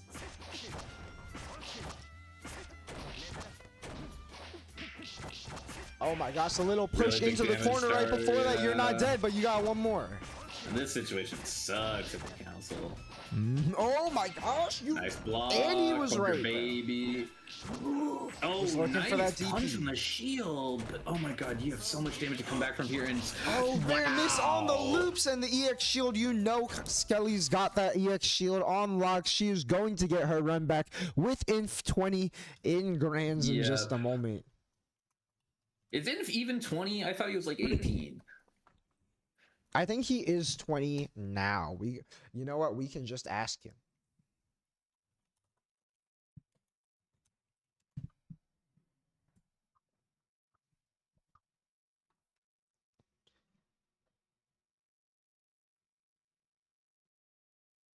But we will be seeing Skeleton versus, and once again, I mean, Inf is the one who sent Skelly down to losers here. Yeah, but in a nail biter set, to be fair. It is true, and I mean, I was also going to add that every set between these two does tend to be really close. I think almost every time we've ever seen Inf and Skelly play, it's last hit or it's last round. Yeah, and I think it's one of those things where I think Inf is only 19. All right, that's funny. Talking about of the players or characters that she just always has to be concerned about, and I think partly why you'll see her like lose more to a person or a character like Inf is just it's like Satsuki is a character that will reasonably make you fearful, right?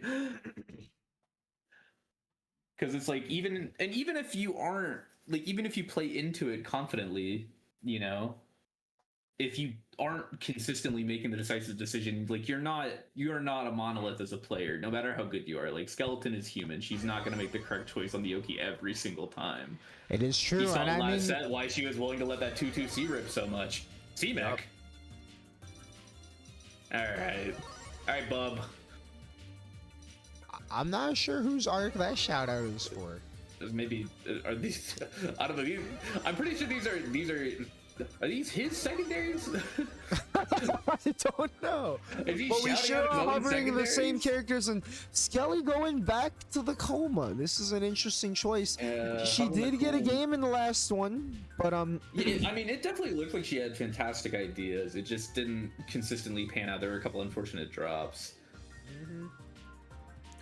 A lot of really close situations, but wasn't quite there to close out on all of the hits. And Inf did just play the offense really well. Like, I mean, was chasing down a lot of Skelly's defensive options, consistently punishing the 2-2s, and another explosive start with the JC. This is exactly what we saw at the start of the last one. But we're back to home court. Yeah, we are in Alps house, baby. What's up? Yep. And once again, the defense is about sending a message. We're telling Inf, you're not getting these left rights for free. Take this. Oh, what a good jump in. Nice at J8. Yeah, don't tech. Nice. Yeah. I feel like... I hate that half charge. Yeah. Alright, objective is shield back on. Oh, nice way to hop back in the corner. Found the stray hit, but it's not going to be one that's easy to convert. Yeah, I really like that she's just opting to chicken block a lot of these situations because trying to contest Seesaw's falling on you with JC is a losing battle. Nice! Really smart decision to just do high button into IAD button. Yep. Yeah, I really like that she's been doing this just to like try and offset the fact that Inf will most likely want to do a reversal. He's want to do, they tend to trade favorably. It's hard to try and like consistently set something like that on Seesaws. Nice EX guard in the air right there, but Inf with the EX guards of his own, blowing up the same shield. I've been there. I have been there. Ain't that a kick in the head? Nice. One more 2-2C, and again, she's more preferring to take this throw and just say like, all right, keep me honest. Yep. You're not getting these mix-ups. If saying you're not getting this 2-1-4C, but Skelly the rare flicker shield instead gonna pan out. Ooh, set up a tech trap situation. Really, I think something I've seen her do a lot more lately on this character is opt for those the tech enders in spots where she would rather not want to engage with certain types of Oki. That's true. I mean, a smart thing to do in general. That was a sleeper spot though. That would have been a real tech trap. Yeah, absolutely. Yeah, super good awareness. Take that throw again. Finisher, if you say that's where you hit the tech trap spot, you're a liar. You are a dirty dog and a liar. Uh-oh, you're dead. Bye-bye. Oh, no, never mind. He said that's where IDJB236C works. You're right. You should get in call and start coaching her. Nice, round start. Yeah. Not the quite space. Guard, break, 5A6C. Yup. Oh, I'm really uncharacteristic. Oh, no. Dude, the damage. Uh-oh. Oh my god, 5-2! Come on! Dude, the dodge! Dude, that's how much damage I did with 4 Crocs off of shield counter as Nero. What the hell are we doing? Nice mash. Yeah, Not getting really called good out by the mash. command grab. You can see it starting up right there. Yeah, you saw the horror villain hand. Oh my Oh god. no! Oh my gosh! Speaking of horror villains, Why? she's Okay, sliding why did she in. get that? Why did she get that? Why did she get She's a pickup sneaking like that, under the dude? door. Oh. Yeah, fucking and he. Oh. Yes, no, too early, too late with the 623A. Yeah, Yeah, Inf is that's not what I'm afraid to saying. just send it with the air dash JC. You have to Oh, he is respect this as an not, option. yeah. Right before that, though, I mean, one of the really critical plays with Inf got away with a backdash where Skelly went for 5BB instead of backdash OS. Yeah, I was gonna say, just like a small slip in judgment is one of those things that can cost you entire games against Sisatsuki.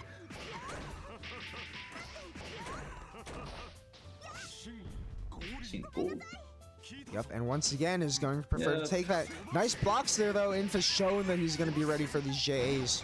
Nice tech trap, nice, and that's the spacing you want to do it. Finish your take notes. Yep. Do it again, corner to corner. Yes, dude, Yeah, yes! but Inf Oh, knows no! you are allowed to block in that situation. Nice defensive gap from Yes. Skelly, though.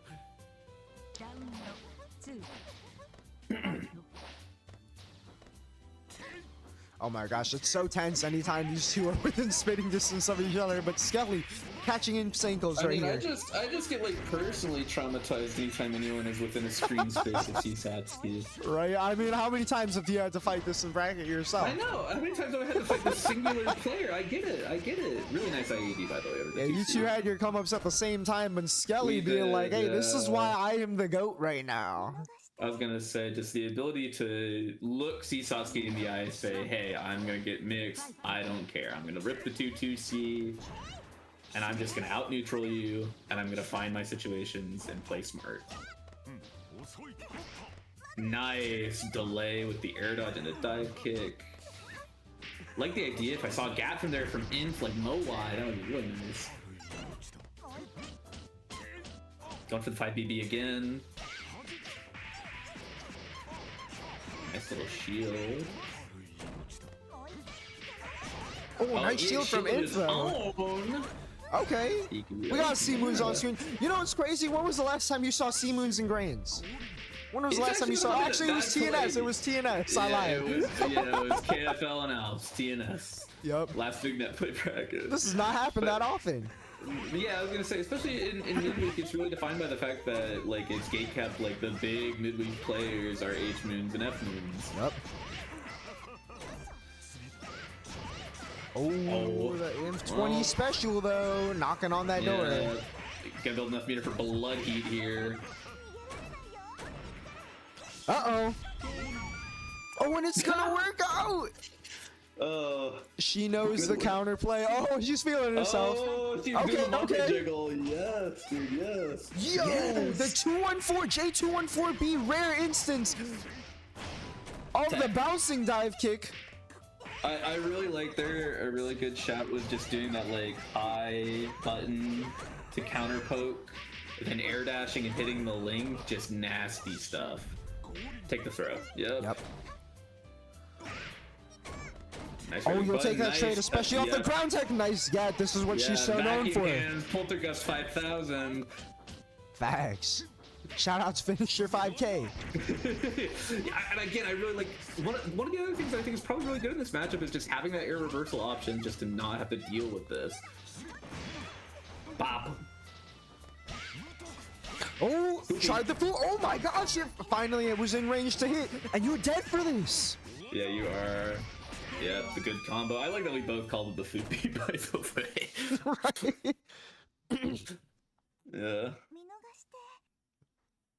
I mean, I'll think of it as a foot because I feel like more often than not, I will see shield 2-2A as opposed to shield command grab. Yeah, It's a that little more is- Skelton is consistent a as an option. Yeah, definitely more stable and doesn't rely on the opponent landing. But speaking of landing these land air buttons into three-way mix. Oh gosh, yep. And are you ready for the mix-up? Yes, you are. Yep. And just willing to play this scramble again. Oh! Facing the wrong way on the Skalagat. Oh, tragedy. How does that even happen? Yeah, I mean, I know because I do it all the time too. It feels like that. Nice shield, good stuff. Oh, Uh-oh. well, that just feels terrible. Nice EX shield 5 A6C, just so ready. Air tech, yep. Oh, and again, there it is. and that's gonna do it. This guy, man. Yes, indeed. Who's my damn voice? Right? Oh my gosh, and in the scramble right there, Infa's the one to press first. Dude, it's like he modded his controller to make it so his buttons have less buffer when he mashes. I don't get it. Skeleton again putting herself back in the corner, but if given the space and the overhead connects, this is gonna hurt. Yeah, the one time she doesn't flash 4 on block. Yeah, willing to block it out this time, save the meter. Smart choice. Nice Get EX pushed out. guard. Nice EX guard. Not willing to stand block, and this is gonna put you in a one-touch situation. Yeah, we had a little bit of a starter there. Wouldn't be surprised. Oh, yeah, spot dodge on it this time. Clever, but not gonna pan out. JB just barely falling under Satsuki there. Nice dodge through the slide, and look at that. That's a punish. You can tell because she's faced the wrong way. Satsuki back shots. Yes, bro. You're right. Oh no, yep. 5A facing the wrong way, and now you are no longer playing in this game today. Uh-oh, I'm blocked. Oh my gosh, EX shield jump! Nice EX shield.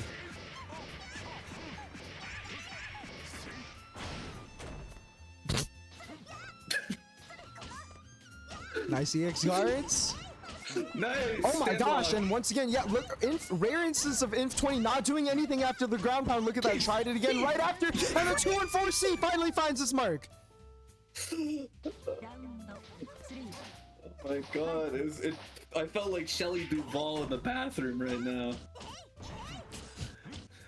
Jack banging on the door with the axe. Nice. Bit late on the Rekka, and oh, the classic. Yeah, don't tack. Good shot.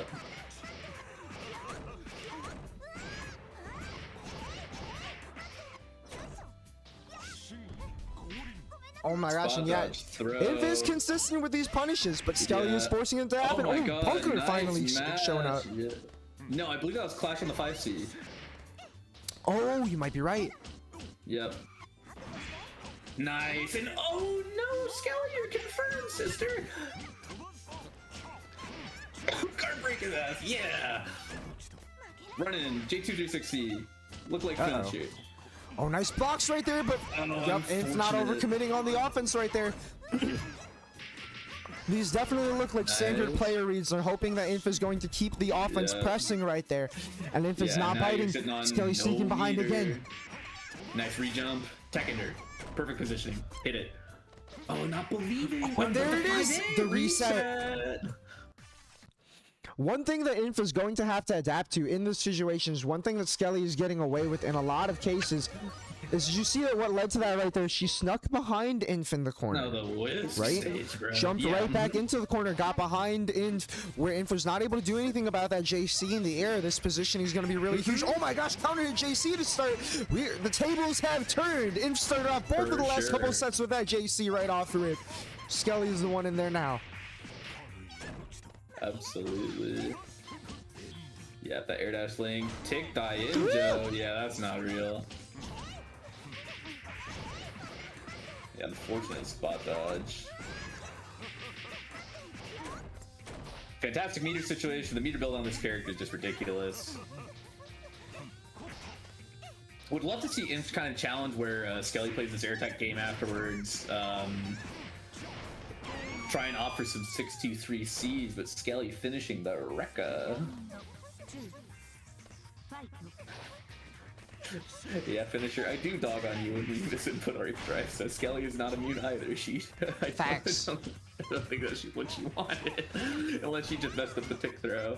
Oh, nice backdash out. Oh, snuck behind Inf again, but wasn't quite in position to punish, and Inf just staying solid. Okay. Inf like a shark in the water, smelling blood. Yeah, literally just stood there for the punish. Yeah. Oh my god! Yep, and can you believe that this dude was still mashing? Talk about scrambles. I mean, if I had Sasuke 5A shit, I would too. Yeah, you're right, brother. Not bad. Nice. Spot dodge. Yeah, good stuff, finisher. Really clever. Oh my god, the reduce! Yep, and that's just so smart. I need Super to do that Saiyan more. Skelly.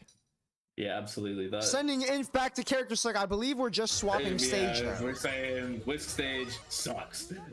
Yep. Back to chat. Home court advantage, New York. I was gonna say Knicks, baby. Hey, I cannot believe that Inf avoided the second hit of Rekka there on the jump out. That felt like it shouldn't have worked. That's good. That's awesome, actually. Oh, such a good guard break situation. Skeleton 6. Yeah, you're right. Oh my god. Skeleton just looking at player possessed right out. now. Oh, air dodge not gonna make any difference if the shark is below. Oh, nice run under. Speaking of sharks. I was gonna say, ow.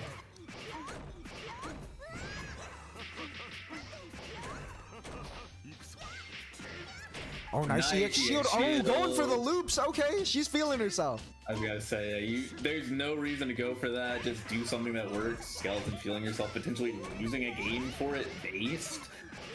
There it is. Oh. I left, right.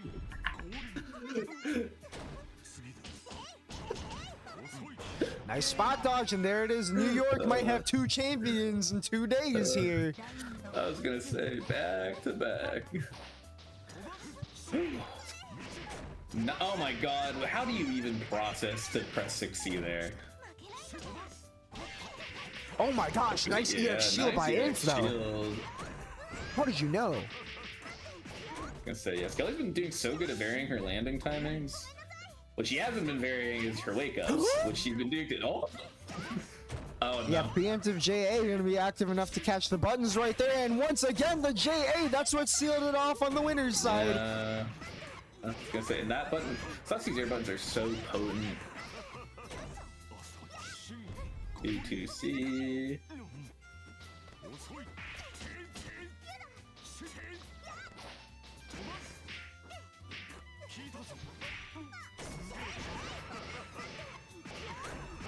Bop, double dunk. Bop. Yep. There we go. Nice little sweep. Inf showing signs of life. I mean, Skelly ran it back 3 in a row. I was gonna say. Oh my gosh, and there it is. This is why you see it 6-2-3-8. 2-3. Yeah, even if it trades right there. GameStop trades, baby. Oh, nice little JA, boxing Inf in the corner, even without the hit. Look at the positioning gain right there. Has managed to keep Really her distance smart. from this Satsuki. Yeah. The EX shield from Inf showing I got those too. Ooh, bold gap. Okay, okay. Using the charge 2C this time. Loving this tech ender. Woo! That is your Armor baller, through actually. the heat. All right. He is just being like, I gotta go somewhere. Yep. Like, we gotta wrap this one up. Yeah, it's been here a minute, man. Oh, definitely a bit of a reckless spot dodge.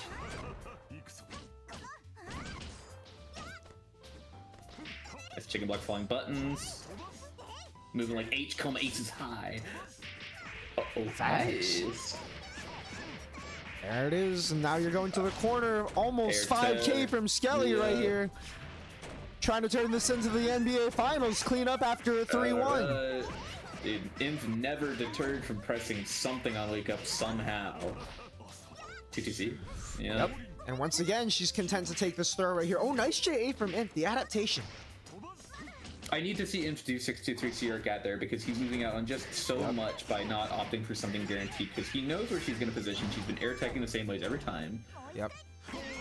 Oh, and there it is, the little JAJ, the brain destroyer right here. Skelly on tournament point here. Yep. I'm gonna say from what was a really kind of nervous looking winners finals set is now turning into what is looking like a crib smothering. Nice 6-3 right here. Yup. Just the willingness to air block this character, not freak out. That defensive 2-3-6, dude, I should pick up this character. Facts. This character's really fun. Yeah, because he comes sick. Ooh, sneaking behind with that JC right there. Okay. Again, these shields are wild. Oh, nice little rebeat pressure right there. Don't see that from Inf all the time. Catching Skelly doing something defensively right here. Signs of life. And there it is. The knock over the head. Not 2-2-C. Yeah, crack his dome open. Yep. You see blood heat, maybe? Hanging on the door saying, give me one more. Skelly saying, no way. Sneaking out of the corner. This is not quite going to kill, but it's... Oh, my... No, hold on. I might eat my words. Yeah. No, not quite. Not going for the... No meter ender. She recognized. Yeah, no, she didn't think meter ender wasn't going to kill. Yeah, feared the proration. You don't want to let Satsuki out on a pixel, but the dunk, slam dunk for the win. Yeah, Skeleton collecting your bag.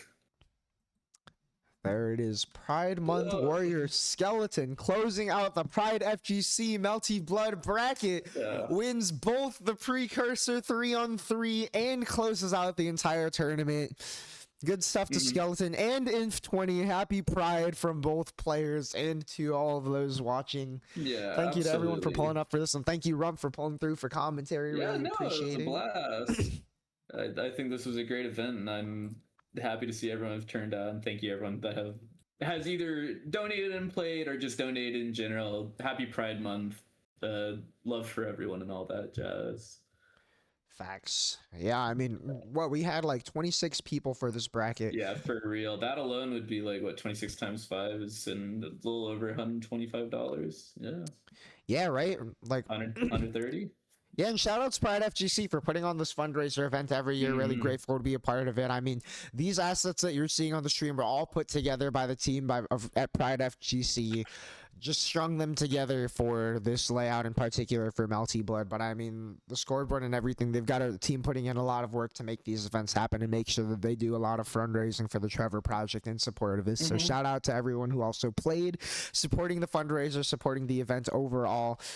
And to close out supporting this event, we will be sending you over to Paradox, who is still running, I believe it is Strive. The key organizer for all of this, was my point of contact in all of this.